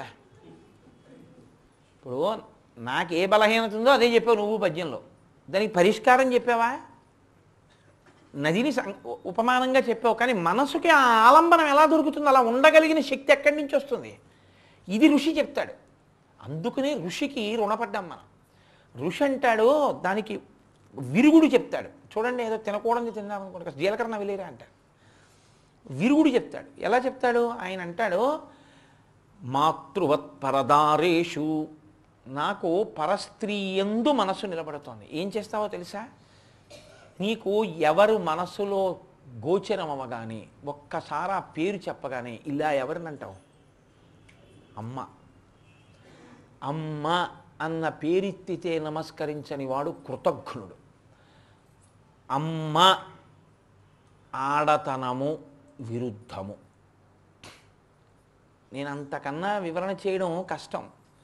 అమ్మ ఆడదే కావచ్చు, కానీ అమ్మలో ఆడతనాన్ని చూసేటటువంటి కుపుత్రుడు ప్రపంచంలో ఉండడు. అమ్మలో ఆడతనాన్ని ఎవ్వడూ చూడడు. నీకు వేరొక ఆడదానిలో ఆడతనమే కనపడితే అమ్మతనాన్ని తెచ్చిపెట్టేయి. మా అమ్మ ఇలాగే ఉంటుంది, మా అమ్మ ఇలాగే మాట్లాడుతుంది, మా అమ్మ ఇలాగే లాలిస్తుంది, మా అమ్మ ఇలాగే నా కోసం ఎంత బెంగెట్టుకుంటూ ఉంటుందో అంతే. అగ్నిహోత్రం మీద నీళ్లు పోసినట్టు నీ కామం చల్లారిపోయి పవిత్రమైపోతుంది నీ దృష్టికోణం. అమ్మా అని అనగలిగావా, అసలు నీ మనసు కదలదు.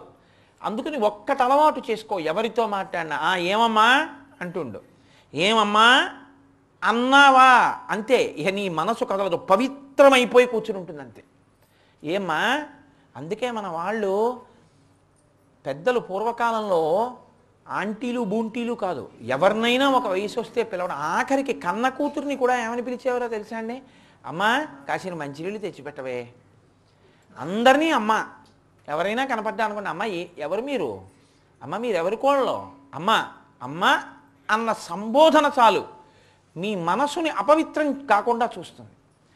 కాబట్టి మాతృవత్ పరదారేషు, కన్నుదోయికి అన్య కాంతలడ్డంబైన మాతృభావన చేసి మరలువాడు అంటారు. అందుకే ప్రహ్లాదోపాఖ్యానంలో అమ్మతనాన్ని చూడు విరిగిపోతుంది.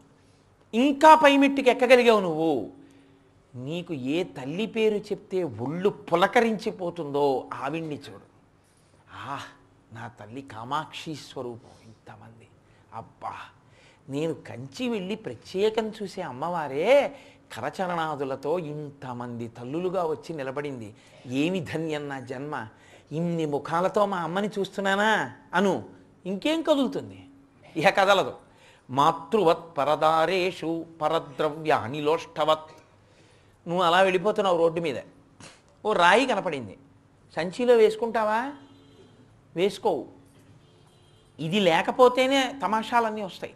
కొంతమంది మార్నింగ్ వాక్కి వెళ్తారు ఓ చట్టుకుని. ఎందుకని అంటే వాడెవడో పాపం పూల మొక్క వేసుకుంటాడు, అది గోడ నుంచి బయటకు వస్తుంది. వీడు దాని కొమ్మిలా లాగేసి, వీడిది కాదుగా విరిగిపోతే వీడికే. తెల్లవారేటప్పటికి పువ్వులన్నీ సంచిలో వేసుకుని, అంటే ప్రతి ఇంట దొంగతనం చేసిన పూలు ఈశ్వరుడికి. ఎందుకు ఆ దిక్కుమాలిన పూజ? ఆ యజమానేమో ఏడుప, కొమ్మలు విరిచేశారు. తెల్లవారేటప్పటికి ఆకులన్నీ రాలిపోయి మొగ్గలు కూడా ఊడిపోయి శోకిస్తూ ఇంటి ముందు చెట్టు, ఆ చెట్టు చూసి యజమాని ఏడుపు. యజమానురాలేమో మీకు చెప్పాను మందార చెట్టు అక్కడ అయ్యిద్దని, మీరు వినరగా నా మాట. నా ఆవిడ నువ్వేమో ఈ దొంగ పూలు ఎట్టుకెళ్ళి పూజ. ఏమిటి వస్తుందో నా దొంగ పూజ నీకు? ఎందుకు ఆ మొక్కల నుంచి పూలు కోసేయడం? దీనికి జేబులో ఓ ప్లాస్టిక్ కవరు, చేతిలో ఓచా, మార్నింగ్ వాక్. ఎందుకది? అక్కర్లేని పనులు. అంటే మనసుకి సంస్కారం లేకపోతే ఇదిగో ఇలాంటి పనులే వస్తాయి. నేనేదో కొత్తగా చెప్పినట్టు అంటారేంటి? మీరు చూడటల్లా ఇవన్నీ అవే చేస్తుంటారు ఎక్కడ చూసి. కాబట్టి మాతృవత్ పరదారేషు పరద్రవ్య అనిలోష్టవత్. ఓ రాయి కనపడితే నీ సంచిలో వేసుకో, అలా వెళ్ళిపోతున్నాను. ఓ రాయి కనపడింది, తీసి చటాలను నా జేబులో వేసుకుని ఇంటికి వచ్చి ఆ రాళ్ళన్నీ పెట్టాను అనుకోండి. పిచ్చారు ఎర్రే, ఇక్కడ రాళ్ళు ఏమిటి ఇంటికి అనరు? నీకో బంగారం గొలుసు కనపడింది రోడ్డు మీద, వెంటనే ఓ రాయి. నాకెందుకు ఆ రాయి? ఈశ్వరుడు నాకు ఇచ్చింది కాదుగా, నాది కాదు, నేను కొనలేదు, నేను తేలేదు. ఎవరిదో పడిపోయింది అక్కడ, అది ఎవరిదో వాళ్ళు తీసుకుంటారు. నాకెందుకే? లోష్టవత్, రాళ్ళన్నీ నేను ఎట్టుకెడుతున్నానా? అంతే, వెళ్ళిపో. నీ మనసు, అమ్మో బంగారం గొలుసు శ్రావణ మాసం మా ఆవిడికి కొనక్కర్లేదు, 30,000 దీంతో సరిపోయింది, అమ్మయ్య అన్నావో అయిపోయింది, అంతే పడిపోతావు ఇలా జైలు పెట్టేసుకుని. రాత్రి షట్పది ఎందుకు, పొద్దున్న గొలుసు ఎత్తుకుపోవడం ఎందుకు? నీ మనసే ప్రధానం అంతే. చెయ్యి తీయదు దానంత తాను, చెయ్యి తీయదు, జేబులో వెయ్యదు. చెయ్యి తీసిందంటే on account of the dictum from the మన, పైనుంచి మనసు చెప్పింది తీ అని చెప్పింది. కాబట్టి గబుక్కుని ఎవరైనా వస్తారో మీ సందులో బాగుంటుంది అంటే పక్క సందులో పోతాడు. అలా చేయకుండా ఉండాలంటే నీ మనస్సు ప్రధానం. మన ఏవ మనుష్యాణం కారణం బంధమోక్షయో. అది రాయి, నాకెందుకని నడిచెడిపో అంతే. పరద్రవ్యానిలోష్టవత్ ఆత్మవత్ సర్వభూతేషు యపశ్యతి సపశ్యతి. నేను నా దగ్గరికి వచ్చి మీరు ఒక అనరాని మాట నన్ను అన్నారనుకోండి, నాకెంత బాధగా ఉంటుంది. నేను మిమ్మల్ని మాట అన్నాను అనుకోండి, అంతే బాధ వాళ్ళు పడతారు. అని నేను అనుకున్నాను అనుకోండి, నేను మిమ్మల్ని అనలేను కదా. నేను ఏమంటే మాత్రం ఏంటి అన్నాను అనుకోండి, ఏదైనా అనగలను. నన్ను అలా అంటే అనుకున్నాను అనుకోండి, నేను మిమ్మల్ని అనలేను. అవునా కాదా? నియంత్రణ ఎక్కడి నుంచి వస్తుందంటే, నువ్వు ఇంకోళ్ళని కొట్టే ముందు నిన్ను ఇంకోళ్ళు కొడితే అని ఆలోచించు. నువ్వు కొట్టలేవు. నీ ఆకలి ఎలాగో వాళ్ళ ఆకలి అలా అనుకో, వాళ్ళకి పెట్టకుండా నువ్వు తినలేవు. నీలో ఉన్న ఆత్మని అందులో చూడు, నీ మనసు మారుతుంది. ఋషులు మార్గం చెప్పారు. ఇది సనాతన ధర్మం యొక్క గొప్పతనం. కేవలం సమస్య చెప్పి విడిచిపెట్టారు, సమస్యకి పరిష్కారం చెప్తారు. కాబట్టి ఇప్పుడు దూర్జటి అంటున్నాడు, మనసుని ఈశ్వర పాదముల దగ్గర పెట్టి వైరాగ్య పాశాలతో కట్టమని అడుగుతున్నాడు. కట్టేస్తే ఏమన్నా అస్తమానం ఈశ్వరుడి పాదాల దగ్గర అలా కూర్చుంటే మరి ఉద్యోగం, పెళ్ళం పిల్లలు, ఇదేంటి కోటేశ్వరారు ఉపన్యాసాలు వినిమా వాడు పాడైపోయాడంటే మళ్ళీ నాకు ఫోన్ చేయడాలు, అవన్నీ అక్కర్లేదు. వైరాగ్య పాశంబులం చుట్టి అంటే ఏమిటో తెలుసా అండి? మీ పనులన్నీ మీరు చేసుకోండి, ఏం చేస్తున్నారో అవి. ఒక్కటే మార్పు రావాలంతే. ఏమిటో తెలుసా అండి? ఈ రహస్యాన్ని మళ్ళీ శంకరాచార్యులు వారు సౌందర్యలహరిలో చెప్పారు. జపో జల్పహ. నేను ఒక మాట మాట్లాడుతున్నాను అనుకోండి, ఈ మాట నాకు ఎవ్వరూ ఏదో డిపాజిట్ కింద ఇచ్చింది కాదు. మాట పరాశక్తి యొక్క కృప. నేను ఇలా ఊపిరి పీలిస్తే ఊపిరంతా విడిచిపెట్టి నేను మాట మాట్లాడలేను. నేను అంటే ఇప్పుడు చేయకండి ప్రయోగాలు, నేను మీతో ఒకటి చెప్తాను. ఊపిరి తీస్తూ ఓం అనండి, ఊపిరి తీస్తూ ఓం అనండి. మీరు అనలేరు, కుదరదు. అది వైక్లభ్యాలు వస్తాయి. తారకం అస్సలు అలా అనకూడదు. అసలు ఓంకారం దీర్ఘంగా అనకూడదు. పిల్లలు ఓంకారం అసలు చేయకూడదు. ఓంకారంతో సరే ఇప్పుడు మళ్ళీ ప్రణవోపాసన గురించి నేను చెప్పడం మళ్ళీ అందులోకి వెళ్ళిపోవడం ఎందుకు, కానీ ఆ ఓం అనాలంటే మీలో ఉన్నటువంటి ఊపిరి పైకి రావాలి, పైకి వచ్చేస్తే విడిచిపెట్టేస్తే వాక్కు వస్తుంది. అంటే దానికి ముందేమై ఉండాలి, ఊపిరి పీల్చి ఉండాలి. పీల్చాలంటే శక్తి ఉండాలా. యాదేవి సర్వభూతేషు శక్తి రూపేణ సంస్థిత నమస్తస్యై నమస్తస్యై నమస్తస్యై నమో నమః అని నేను పీలిస్తే ఈ పీల్చిన ఊపిరి మూలాధార చక్రం దగ్గర కదులుతుంది. కదిలి ఇలా పైకొచ్చి మనసులో నేను పూర్వం చదివినటువంటి విషయాలు, పరిశీలనం చేసినటువంటి విషయాలు భావతరంగాలుగా కదలాలి. కదలికలన్నీ అమ్మవారు శక్తి కదులుతుంది, శివుడు కదలడం. కదిలి ఈ భావాన్ని పట్టుకుని నాలోని వాక్కుగా పైకి రావాలంటే ఈ ఊపిరిని నాలుక నోట్లో అనేక చోట్ల నొక్కితే అక్షరములు అవుతాయి. సొట్టలుబడి అక్షరములు పదములై, పదములు వాక్యములై భావాన్ని పట్టుకుని నోట్లోంచి పైకి వస్తాయి. మీ చెవిలోంచి లోపలికెళ్ళి నేను చెప్పింది మీకు అర్థమవుతుంది కదా. ఇంత కదలిక ఉంది ఉపన్యాసంలో. ఈ కదలికంతటికీ కారణం ఊపిరి. లోపలికెళ్ళి పైకొస్తున్న ఊపిరి వాక్కుగా మారుతోంది. మారుతుంటే జపో జల్పహ, ఈ ఊపిరి తీస్తున్నది, ఊపిరిని వాక్కుగా మారుస్తున్నది, ఇక్కడ శబ్దాన్ని సృష్టిస్తున్నది అమ్మవారు అని మీరు అనుకున్నారనుకోండి. అనుకోవడం ఏంటి, అదే సత్యం. ఇప్పుడు మీకు ఇది తెలిసిందనుకోండి, అక్కర్లేని విషయాలు, అనవసరపు విషయాలు ఇంకోడు ఎదురుగుండా ఉండగా వాడు మనసు నొచ్చుకునేటట్టుగా ప్రవర్తించడం మీరు చేయగలరా మీ వాక్కుతో? వాక్కు నియంత్రింపబడుతుంది. మీ ఇష్టం వచ్చినట్టు మీరు మాట్లాడరు. ఇంకా జపో జల్పహ, జపో జల్ప శిల్పం సకలమపి ముద్రా విరచన. మిమ్మల్ని ఏమీ అనక్కర్లేదు. నేను ఒక్క ముద్ర పట్టాను అనుకోండి, మీకు భయం వేస్తుంది. ఇప్పుడు మీరు ఇలా ఉపన్యాసం చెప్తున్నాను అనుకోండి, నేను అలా చూసి అన్నాను అనుకోండి, అనగా నేను ఇలా అంటే అక్కడేదో తప్పు జరిగిందని కదా. నేను ఇలా అన్నాను అనుకోండి, సాయిబాబా గారు అలా చూసి అక్కడ తప్పు జరిగింది, గురువుగారు బాధపడ్డారు ఇలా అన్నారు. ఎప్పుడు వీడు ఆపుతాడు అక్కడికి వెళ్ళి ఏ తప్పు జరిగిందో, తప్పుకి కారణమైందని పట్టుకు తీసుకుందాం అని ఆయన చూస్తారా? చూడరా. నేను ఇలా అన్నది మీ బాధకి కారణమైపోయిందా లేదా? కాబట్టి సకలమపి ముద్ర, నా వేలిలా అనకుండా నన్ను నిగ్రహించు, నేను ఎప్పుడు అనేట్టు చూడు. అంటే నా కదలికలన్నీ అమ్మవారి వల్ల జరుగుతున్నాయి కాబట్టి ఇంకోరు బాధపడే కదలికెందుకు? నేను ఇలా అనవలసిన అవసరం రాకుండా అక్కడ నిగ్రహింపబడుగాక అని నేను అనుకుని అన్నాను అనుకోండి, ఇంకోలా ఉంటుంది కదా. ఇది సకలమపి ముద్రా విరచన. ఇప్పుడు కదలికలన్నీ ప్రశాంతంగా ఉంటాయి. గతి ప్రాదక్షిణ్య, కాళ్ళున్నాయి శక్తి ఉంది కదా అని ఏం తోచట్లేదండి, అలా వెళ్ళొద్దాన్ని రండి వీధి మీద పడిపోయి, ఏం తోచట్లేదు తేరగా దొరికాడు కోటేశ్వరరావు ఇంటికి వెళ్ళిపోదామని వాడిని చదువుకొనివ్వక, వాడిని పూజ చేసుకొనివ్వక.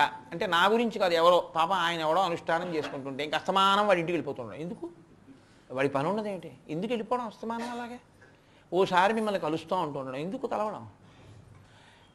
అనవసరంగా ప్రయోజనం లేకుండా, కారణం లేకుండా ఎవ్వరి సమయాన్ని నువ్వు వృధా చేయడానికి నీకు అధికారం లేదు. అలా నువ్వు అనుకుంటే నీ కాళ్ళు కదలడం ఈశ్వర శక్తి. పక్షవాతం వచ్చిన వాడు అంగుళం కదలట్లలా, నీకు శక్తి ఉంది కాబట్టి కదులుతున్నావు. నీకు శక్తి అమ్మవారు ఇచ్చినప్పుడు ఆ శక్తిని ఎందుకు దుర్వినియోగం చేస్తావు? అడుగు తీసి అడుగేస్తే ప్రయోజనం ఉంటేనే కదులుతానన్నావు అనుకో, అమ్మో నా తల్లి ఇచ్చిన శక్తిని నేను ఎందుకు దుర్వినియోగం చేస్తాను, నేను వెళ్ళను, అలాగా నేను అనవసరంగా నడవను అన్నారనుకోండి, మీరు ఆ లెక్క పెట్టి అడుగులు వేశారనుకోండి, అది ప్రదక్షిణం అమ్మవారికి. మీ శక్తికి మీరు కృతజ్ఞులై ఉన్నారు కాబట్టి. గతి ప్రాదక్షిణ్య క్రమణమశన జాహుతి విధి. మీరు తింటున్నారు, నే తింటున్నాను అని తినేసి నేను తాగుతున్నాను అని తాగేస్తే ఏదైనా తాగేయచ్చు, ఏదైనా తినేయచ్చు. కాదు, ఈ లోపల యజ్ఞవేది ఉంది, ఇక్కడ ఒక యజ్ఞగుండం ఉంది, అందులో ఆరణిమంధనం చేశాడు ఈశ్వరుడు. నేను పుట్టగానే ఒక దివ్యమైన అగ్నిహోత్రం ఇందులో ఉంది, అది ఎప్పుడు వెలుగుతూ ఉంటుంది. దానికి నేతితో కలిపిన అన్నపు ముద్దతో మొదలుపెట్టి నేను ఆజ్యధారగా హవిస్సు వేస్తున్నట్టు వెయ్యాలి. హవిస్సు వేస్తున్నట్లు వెయ్యాలంటే సాత్వికమైంది వెయ్యాలి. ఓం నమో నారాయణాయ స్వాహ అని సమోసా మొక్కలు విరిచి వేయరుగా. ఏది వేస్తారు? హవిస్సు, చెరువు వేస్తారు. కమ్మటిది వండి వేస్తారు. కాబట్టి సాత్వికమైనటువంటి పదార్థాన్ని ఇందులోకి వేయి. నాలుక కోసం బొత్తిగా అలా ఎలా బతికేస్తామండి? ఆవకాయ తినకుండా ఉండగలమా? ఇప్పుడు ఒకసారి కొద్దిగా మెల్లిమెల్లిగా నీకు కారం అండి, అబ్బా ఏముంటుంది పళ్ళతో ఇలా పీకితే, అబ్బా పులుపు, మెల్లిగా మనసుకి బోధ చేసి అబ్బా ఏముంది అంటుంటే కొన్నాళ్ళకాయ వద్దమ్మా ఆవకాయ అంటుంది. ఏదో వారానికో 10 రోజులకో ఓ పిసర వేసుకో. ఇది నువ్వు క్రమంగా అలవాటు చేస్తే యజ్ఞగుండం ఇక్కడ వెలుగుతోంది, యజ్ఞగుండంలో అక్కడ ఎవరో హోమం చేస్తున్నారు, నువ్వు వెళ్ళి అందులో సమిధ అయిపోతే పేడా పోయి సారా సీసా పట్టుకెళ్ళిపోయి పోయగలవా?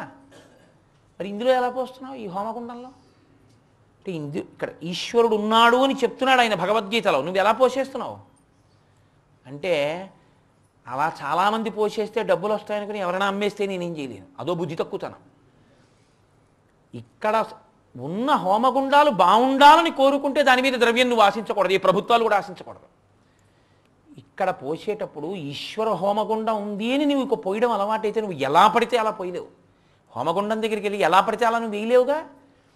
హోమగుండం దగ్గరికి వెళ్ళి కూర్చుని హోమంలో వెయ్యాలి అంటే దానికి తగినట్టు వెయ్యాలి.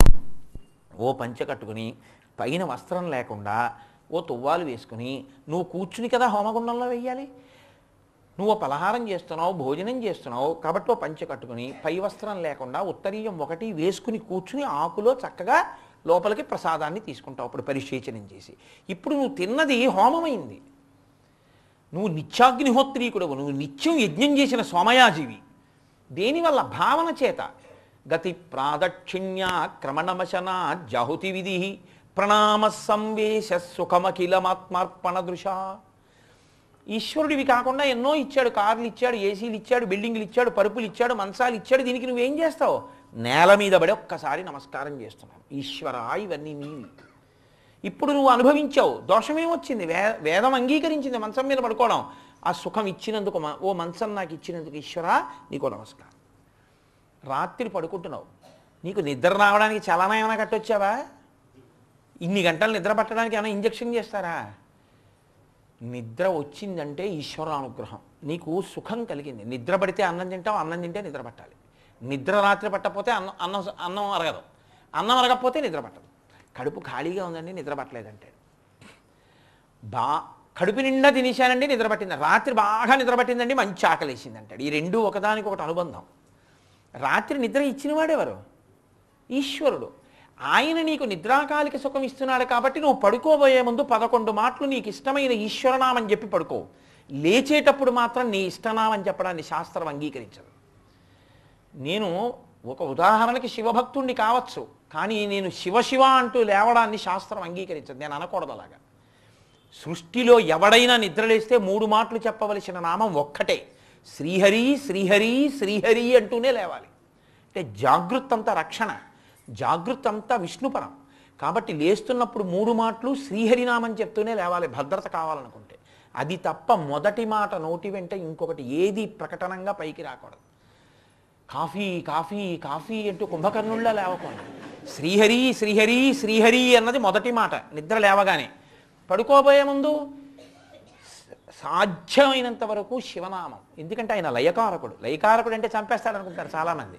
లయకారకుడు అంటే చంపేయడం కాదు, స్వల్పకాలిక లయం అంటే నిద్ర ఇవ్వడం. నిద్ర సుఖం, దానివల్ల ఇంద్రియాలకు శక్తి వస్తుంది. 1 స్వల్పకాలిక లయం, 2 ఆత్యంతిక ప్రళయం. ఆత్యంతిక ప్రళయం అంటే జ్ఞానం ఇచ్చి మళ్ళీ పుట్టకుండా చేయడం. 3వది మహాప్రళయం, అందరూ ఈశ్వరుణ్ణి పొందాలి, పొందకుండా వాడు అలా పుడుతూనే ఉన్నాడు. ఇప్పుడు ఏం చేయాలి? వాడు నన్ను పొందడు, నేనే వాడిని పొందేస్తాను. వాడికి ఎలాగో 35 మార్కులు వాడి జన్మాంతరంలో రావు, 30 వచ్చినా 5 మార్కులు మోడరేషన్ ఇచ్చి పాస్ అయిపోయావు. ఇది మహాప్రళయం అంటే. జీవులు ఈశ్వరుణ్ణి పొందకపోతే ఈశ్వరుడు మైనం ముద్దొచ్చి నల్లపూసల మధ్యలో దొల్లి అన్నింటినీ తానే అంటించేసుకున్నట్టు ఈశ్వరుడే మన్ని పొందేస్తాడు. ఇది మహాప్రళయం. ఇప్పుడు చెప్పండి, లయకారకుడైనటువంటి శివుడిలో వ్యగ్రత ఏముంది? ఎందుకు భయపడిపోవడం? లయకారకుడు అంటే లయ సుఖస్వరూపం, లయ ఈశ్వర కారుణ్య స్వరూపం. లయకారకుడైన ఈశ్వరుణ్ణి నువ్వు స్తోత్రం చేయకపోతే నిద్ర ఎలా పడుతుంది? నీకు కృతజ్ఞత అయిపోతుంది. కాబట్టి శివనామం చెప్పి పడుకోవాలి, శ్రీహరినామంతో లేవాలి. ఇప్పుడు అలా నిద్రపోయావు, నిద్రా సమాధి స్థితి, సమాధి అయిపోయింది. ఇప్పుడు చెప్పండి, ఇది వైరాగ్య పాశంబులం చుట్టి ఈశ్వరుడు ఉన్నాడు, ఆయన నిర్వహిస్తున్నాడు. నేనున్నాను, నాతో పాటు ఇంకోడు ఉన్నాడు, వాడంటే నాకు ఎంతో ఇష్టం, ఎంతో సంతోషంగా ఇద్దరం కలిసి ఉద్యోగం చేస్తున్నాం. వాడికి విశాఖపట్నం ట్రాన్స్ఫర్ చేశారు. వెళ్ళిపోతాడా? వెళ్ళిపోడా? వాడు వెళ్ళిపోతాడు అంతే. అయ్యయ్యో వాడు విశాఖపట్నం వెళ్ళిపోతున్నాడండి, నేను ఉండలేనండి, నేను కూర్చోలేనండి, నేను పని చేయలేకపోతున్నానండి అంటే, అయితే నువ్వు రిజైన్ చేసి ఇంటికి పోలేతే నేను తీసేస్తా ఉంటారు అంటారా? అనరా? ఏం చేస్తామండి, ట్రాన్స్ఫర్లు తప్పని సరిపెట్టుకుని నువ్వు అప్పుడప్పుడు సెల్ ఫోన్లో మాట్లాడుకుంటూ నీ ఉద్యోగం నువ్వు చేసుకోవాలి. వాడిచ్చిన ఆర్డర్కి నువ్వు ఇంత లోబడిన వాడివి, ఈశ్వరాజ్ఞ ప్రకారం కుటుంబంలో కూడా కదలికలు ఉంటాయి అని నువ్వు అంగీకరించగలిగితే నువ్వు మనశ్శాంతిగా ఉంటావు. నీ భార్య కూడా ఇంకోళ్ళ ఇంట్లో పుట్టి నీ పక్కకొచ్చి నీ దగ్గర ఉంది, అందువల్ల కదా నీ సంసారం వచ్చింది. నీ కూతురికి పెళ్లి చేసావు, వెళ్ళిపోతుంది అల్లుడి దగ్గరికి. ఓ బెంగ పెట్టుకుని గుండెలు బాధ వేసుకుని మా అమ్మాయి వెళ్ళిపోయిందండి, నాకు అసలు ఇంకా నేను పురాణం చెప్పలేనండి అంటే, నీ కొడుకు పెద్దవాడయ్యాడు, ఉద్యోగం వచ్చిన వాడు వెళ్ళిపోతాడు, రేపు వాడికి పెళ్ళి అవుతుంది, వాడి కుటుంబం వాడిది, వాడి కొడుకులు వాడి కూతుళ్ళు వాడి దగ్గర ఉంటారు. నువ్వు పెద్దవాడి అయిపోయి నువ్వు ఈశ్వరుడిని పట్టుకో, నీకు లేకపోతే ఈశ్వరుడు లేడు, బెంగెందుకు? ఈశ్వరుణ్ణి పట్టుకో, ఇంకా నువ్వు ఈ ఈశ్వరుడి వైపుగా ప్రస్థానం చెయ్యి. ఇది మనసుకి ఎప్పటికప్పుడు ఆలంబన ఇవ్వడానికి మీ పనులు ఎందుకు మానుకోవడం? మీరు ఏం చేస్తున్నారో అది చెయ్యొచ్చు, కానీ మూలం ఈశ్వరుణ్ణి పట్టుకుని ఉంటే చాలు. ఇప్పుడు ఒక్క మాట చెప్పి నా ఉపన్యాసం పూర్తి చేసేస్తా. నేను మొదట ప్రారంభం చేసినప్పుడు ఏం చెప్పా? మనసుకి ఆటోమేషన్ ఉందని చెప్పాను, అది దీన్ని యాంత్రీకరిస్తుందని చెప్పాను. యథార్థం దీన్ని యాంత్రీకరించి వెళ్ళిపోతుంది. ఎలా వెళ్ళిపోతుందో తెలుసా అండి? ఆయన జీవన్ముక్తుడైపోతున్నాడని గుర్తేమిటంటే, ఆయన భగవంతుని యొక్క పరిపూర్ణ అనుగ్రహాన్ని పొందుతున్నాడని గుర్తేమిటో తెలుసా? ఆయన మనసు ఆయన ప్రయత్నం లేకుండా ఈశ్వరుడి దగ్గరికి వెళ్ళిపోతుంది. ఎప్పుడూ ఇలా స్మరణ చేశాడనుకోండి, ప్రతిదానికి ఈశ్వరుడితో ముడేస్తున్నాడు, అలవాటైపోయింది. అది ఎలాంటిదంటే పసిపిల్లాడు లాంటిది. మీరు ఎందులో జాయిన్ చేశారో అదే చదువుకుంటుంది. అదేం చేస్తుంది? అన్నిటికీ ఈశ్వరుణ్ణి తలుచుకుంటుంది. మీరు వెళ్ళి కూర్చున్నారు ఒక్కరు, లేకపోతే ఏ ప్యాసింజరో ఎక్కి వెళ్తున్నారు, అలా కిటికీలోంచి చూస్తున్నారు, ఏదో చిన్న గుడి గోపురం కనపడింది మీకు రైల్లో వెళ్ళిపోతూ. మీకు కిందటి నెలలో వెళ్ళొచ్చిన శ్రీశైలం గుర్తొచ్చింది. మీ మనసు ఏం చేస్తుందో తెలుసా అండి? కన్నుకి చూడడం ధర్మం, రైల్లో వెళ్ళిపోతుంటే చెట్లు కనపడుతుంటాయి, కానీ కన్ను చూస్తుంటుంది. మనసు ఏం చేస్తుందంటే డిటాచ్ అయిపోతుంది, విడిచిపెట్టేస్తుంది. శ్రీశైలం, శ్రీశైలంలో మహాద్వారం, అందులోంచి మీరు ప్రవేశించి లోపలికి వెళ్ళడం, పెద్ద శలగల బసవన్న, ఆ నంది, ఇది కదా కలియుగాంతంలో రంకె వేస్తాడంటారు. అబ్బా ఎంత నంది! కొంచెం ముందుకెళ్ళి ఎడంచేతి పక్కన కృష్ణానది గుండం, అందులోంచి నీళ్లు తీసి కదా మల్లికార్జునుడికి అభిషేకం చేస్తారు. ఇంకొంచెం ముందుకెళ్ళి కుడి చేతి పక్కన మంటపంలోంచి లోపలికెడితే ఇంకొక నంది, ఆ నంది శృంగములలోంచి చూస్తే చిన్ని శివలింగం. నేను ఇలా దోషిడి బోర్లు ఇస్తే ఎలా ఉంటుందో అంత శివలింగం. మీరు పట్టుపంచ కట్టుకొని ఉత్తరీయం వేసుకుని, లేకపోతే ధావళి కట్టుకుని ఉత్తరీయం వేసుకుని శ్రీశైలంలో శివలింగం దగ్గరికి వెళ్ళి కూర్చుంటే మీ చెయ్యి ఇలా పెడితే అందులో ఇమిడిపోయేటంతటి చిన్ని లింగం.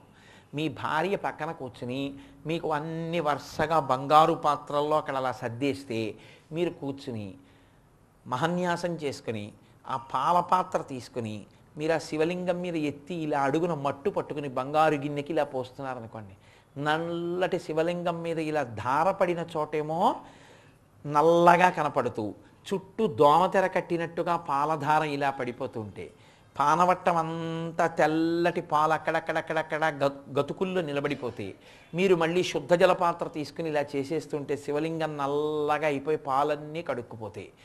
మళ్ళీ మీరు ఇలా పెరుగు తీసుకుని ఇలా పోస్తుంటే ఆ పెరుగు ముద్దలు ముద్దలుగా శివలింగం మీద ఉండి చుట్టూ మాత్రం ముద్దగా పెరుగు నిలబడిపోతాయి.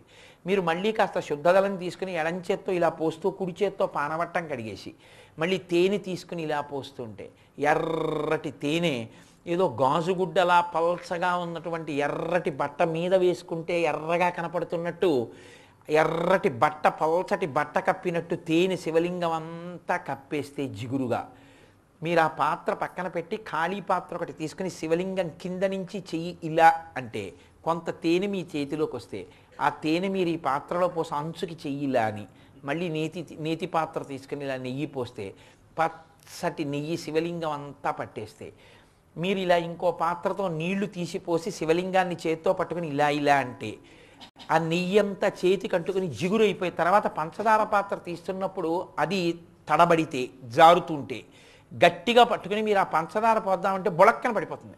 అందుని పడిపోకుండా ఇలా ఇలా ఇలా ఇలా ఇలా ఇలా అంటుంటే పంచదార కొంచెం కొంచెం కొంచెం కొంచెం కొంచెం కొంచెం పడి శివలింగం మించి అంతా కింద పడి చుట్టూ చేరి శివలింగం మీద ఇంత పంచదార ఉండిపోతే మీరు ఇలా అని ఇలా తీసుకుని ఆ చేతికి వచ్చినటువంటిది పట్టుకుని పాత్రలో వేసి మళ్ళీ నీళ్లు తీసి శివలింగం మీద పోస్తే ఆ తర్వాత మామిడి పళ్ళ రసం అరటి పళ్ళ రసం పక్కన అర్చకులందరూ కూర్చుని నమ సోమాయ చ రుద్రాయ చ నమస్తామ్రాయ చ అరుణాయ చ నమ శంగాయ చ పశుపతయే చ నమ ఉగ్రాయ చ భీమాయ చ నమో అగ్రే వధాయ చ దూరే వధాయ చ నమో హంత్రే చ హనీయసే చ నమో వృక్షేభ్యో అని నమకచమకాలు చెప్తుంటే అభిషేకం చేసేసి బిందెతో శుద్ధజలం తెచ్చి పానవట్టం అవన్నీ పోసేసి శుభ్రంగా కడిగేసి మంచి అంచు పట్టుపంచి ఒకటి మంచి బట్ట ఒకటి శివలింగానికి కట్టి దానికి గంధం పూసి దానికి చక్కగా ఇంత కుంకం బొట్టు పెట్టి ఇన్ని అగరత్తులు తీసి ఇలా ధూపం చూపించి ఈ బంగారు పళ్ళెల్లోని భార్య చక్కగా రంభా ఫలం స్వాదుదం అంటారు. ఒలిచేసిన అరటిపళ్ళు, బత్తాయి తొనలు, మామిడి పళ్ళు అన్నీ తీసుకొచ్చి అక్కడ పెడితే మీరు చేతిలోకి కమండలం తీసుకుని ఇలా నీళ్లు పోసుకొని ఇలా చల్లి సత్యం తత్తేన పరిశించామి అమృతమస్తు అమృతోపస్తరణమసి శ్రీ ఉమామహేశ్వర పరబ్రహ్మార్పణమస్తు ఓం ప్రాణాయ స్వాహ అని చూపిస్తూ ఉంటే ఈశ్వరుడు అమ్మవారు 2 మామిడి పండు ముక్కలు తింటే స్వామి మెల్లిగా తినండని మధ్య మధ్య పానీయం సమర్పయామి బంగారు పాత్రలో నీళ్ళు ఇస్తే ఓ 2 గుటకలు తాగి అక్కడ ఉన్న అరటిపండు ముక్క నోట్లో వేసుకొని తిని బాగుందో కోటేశ్వరరావు అరటిపండు ఎక్కడ తెచ్చావు అని ఆయన తిని కాస్త తేనె తాగాక స్వామి మళ్ళీ నీళ్లు తాగండి నీళ్లు ఇస్తే ఆయన గడగడ నీళ్లు తాగుతూ ఉంటే గరళకంఠుడి యొక్క కంఠం ఆ నీలకంఠం ఇక్కడ కొద్దిగా ఇలా కదులుతుంటే అమ్మవారి కంఠానికి ఇక్కడ గంధం రాసుకుని 3 గీతలతో ఉన్నటువంటి అమ్మవారి కంఠం గుటుక్కు గుటుక్కుని మింగుతున్నప్పుడు ఇక్కడ ఇలా కదులుతుంటే తల్లి సంతోషంగా మీ వంక చూసి ఇలా అన్నప్పుడు ఆవిడ తాటంకములు ఊగి ఆవిడ బుగ్గల్లో ప్రతిఫలిస్తుంటే తెల్లటి శివుడు ఎర్రటి అమ్మవారి పాదములు చూసి పొంగిపోయి ఆ మంజీరములు చప్పుడవుతుండగా పాదపీఠం మీద పెట్టి ఆ పాదద్వంద్వానికి నమస్కారం చేసి నీరాజనమిచ్చి మీరు కూర్చుని సంతోషపడిపోతుంటే ఆ నీరాజనపు వెలుగుల్లో శివలింగాన్ని చూస్తుంటే టికెట్ టికెట్ అన్నాడు అనుకోండి టికెట్ కలెక్టర్ ఇలా మీరు చూసి ఉండండి అని పరిస్థితి ఇస్తారు. ఇప్పుడు ఎక్కడికి వచ్చింది మనసు? మళ్ళీ వెనక్కి వచ్చింది. కారణం బంధమోక్షయోహో. ఇప్పుడు మల్లికార్జునుడు మీ ఖాతాలో నా ఖాతాలో శ్రీశైలంలో అభిషేకాన్ని వేసేసాడు. ఎందుకో తెలుసా అండి? వెళ్ళామా మనం శ్రీశైలం? వెళ్ళాం. ఎలా? మనసుతో వెళ్ళిపోయాం. మనసు మిమ్మల్ని ఉద్ధరించగలదు, దీంతో వెళ్ళలేనివి వెళ్ళేటట్టు చెయ్యగలదు, దీంతో చెయ్యనివి చేయించగలదు. మీరు శివుడి దగ్గరికి వెళ్ళి కూర్చున్నా దానికి అలవాటు చేయకపోతే పనికి మాలిన వాటి దగ్గరికి వెళ్ళి దొంగతనం చేసి పాడు చేయగలదు. మీరు ఎలా పెంచారో అలా పెరుగుతుంది. మీ ఇంట బిడ్డను ఎలా పెంచుతారో మీ మనసును అలా పెంచాలి, అలా శిక్షణ ఇవ్వాలి. కాబట్టి ఇది నిజాయితీతో చెప్తున్నాడు. తమకంబొప్ప పరంగనాజనుల పరద్రవ్యంబులన్ మృత్యులింగ మహోద్యోగము చేయు నెమ్మనము దొంగన్ పట్టి వైరాగ్య పాశంబులన్ చుట్టి బిగించి నీ చరణ స్తంభంబునన్ కట్టివైచి ముదంబెన్నడు కల్గజేయగదవో శ్రీకాళహస్తీశ్వర. ఇది అత్యంత ప్రయోజనాత్మకమైన పద్యం. మన జీవితాల్ని మార్చుకుని మన మనసుని సంస్కరించుకోవడానికి పూజ వచ్చింది తప్ప పూజ అన్న యాక్షన్ చేసి పాడైపోమ్మని కాదు. కాబట్టి మనసుని నిగ్రహించుకోవడం, నీకు లోపల నువ్వు జవాబుదారీగా నువ్వు అలా ఉంటున్నావా అన్నది చూసుకోవడం, ఋషిప్రోక్తమైన విషయాలు వినడం, మనసుని మార్చుకోవడం, దానికి సాధన చేయడం అత్యంత శక్తివంతం. దాని చేత ఈశ్వరుణ్ణి చేరుతారు. దానివల్ల మీకు ఈశ్వరానుగ్రహం కలుగుతుంది. మనసుని తిట్టకూడదు. మనసుని మీరు ఎలా వాడుకుంటున్నారు అన్న దానివల్ల ఉదాహరణ ఉంటుంది. కత్తిపీట లేని ఇల్లు ఉండదు. మీ ఇంట్లో పసిపిల్లాడికి చేయి తెగిపోతే కత్తిపీట తప్పు కాదు, కత్తిపీట పిల్లాడికి అందేటట్టుగా ఉంచిన మీ తప్పది. మనసు ఉండడం తప్పు కాదు, మనసుని ఎలా ఉపయోగించుకోవాలో చేత కాకపోవడం మీ తప్పు. దానికి ఉన్న ఆటోమేషన్నే యాంత్రీకరించగలిగిన శక్తిని బలంగా మీరు వాడుకుంటే అది మిమ్మల్ని ఎక్కడికైనా తీసుకెడుతుంది, ఎంతైనా ఉద్ధరిస్తుంది. మీకు అది చేత కాకపోతే పూజలో కూర్చున్నా పనికి మాలిన చోట్లకి వెళ్ళి మిమ్మల్ని దొంగం చేస్తుంది, పాపం మూటగట్టిస్తుంది. కాబట్టి మనః నమః, తాబేటిని తిరగేయడం నేర్చుకో. ఎక్కడికి పెట్టాలో మనసును అక్కడ పెట్టు, నువ్వు ధన్యుడవైపోతావు. ఇది నేర్పడానికి ధూర్జటి కాళహస్తీశ్వరుడి దగ్గరికి వెళ్ళి ఈ పద్యం చెప్పి ఈశ్వరా నాకు అనుగ్రహించమని అడిగాడు. ఇది మనం చెప్పుకున్నప్పుడు ఈశ్వరుడు మనకు అదే అనుగ్రహిస్తాడు. కాబట్టి మనందరం కూడా భగవంతుని యొక్క నిర్హేతుక కృపాకటాక్ష వీక్షణముల చేత అటువంటి త్రికరణ శుద్ధమైన భక్తిని పొందేటటువంటి అనుగ్రహము పరమేశ్వరుడి చేత కటాక్షింపబడుగాక అని ఆయన్ని ప్రార్థన చేస్తూ ఇవాల్టితో కాళహస్తీశ్వర శతకం మీద అంటే 100 పద్యాలు నువ్వు చెప్పావా అని అడక్కండి, అంత సమయం లేదుగా. ఏకశబ్ద సమ్యజ్ఞాత సృష్ట ప్రయుక్త స్వర్గే లోకే కామదుద్భవతి. ఒక్క మాట ప్రయత్నపూర్వకంగా నమ్మి చెప్పుకున్నది సమస్త కోరికలు తీరుస్తుంది. నా చేతనైనంత ఈశ్వరుడు పలికించినంత చెప్పగలిగాను.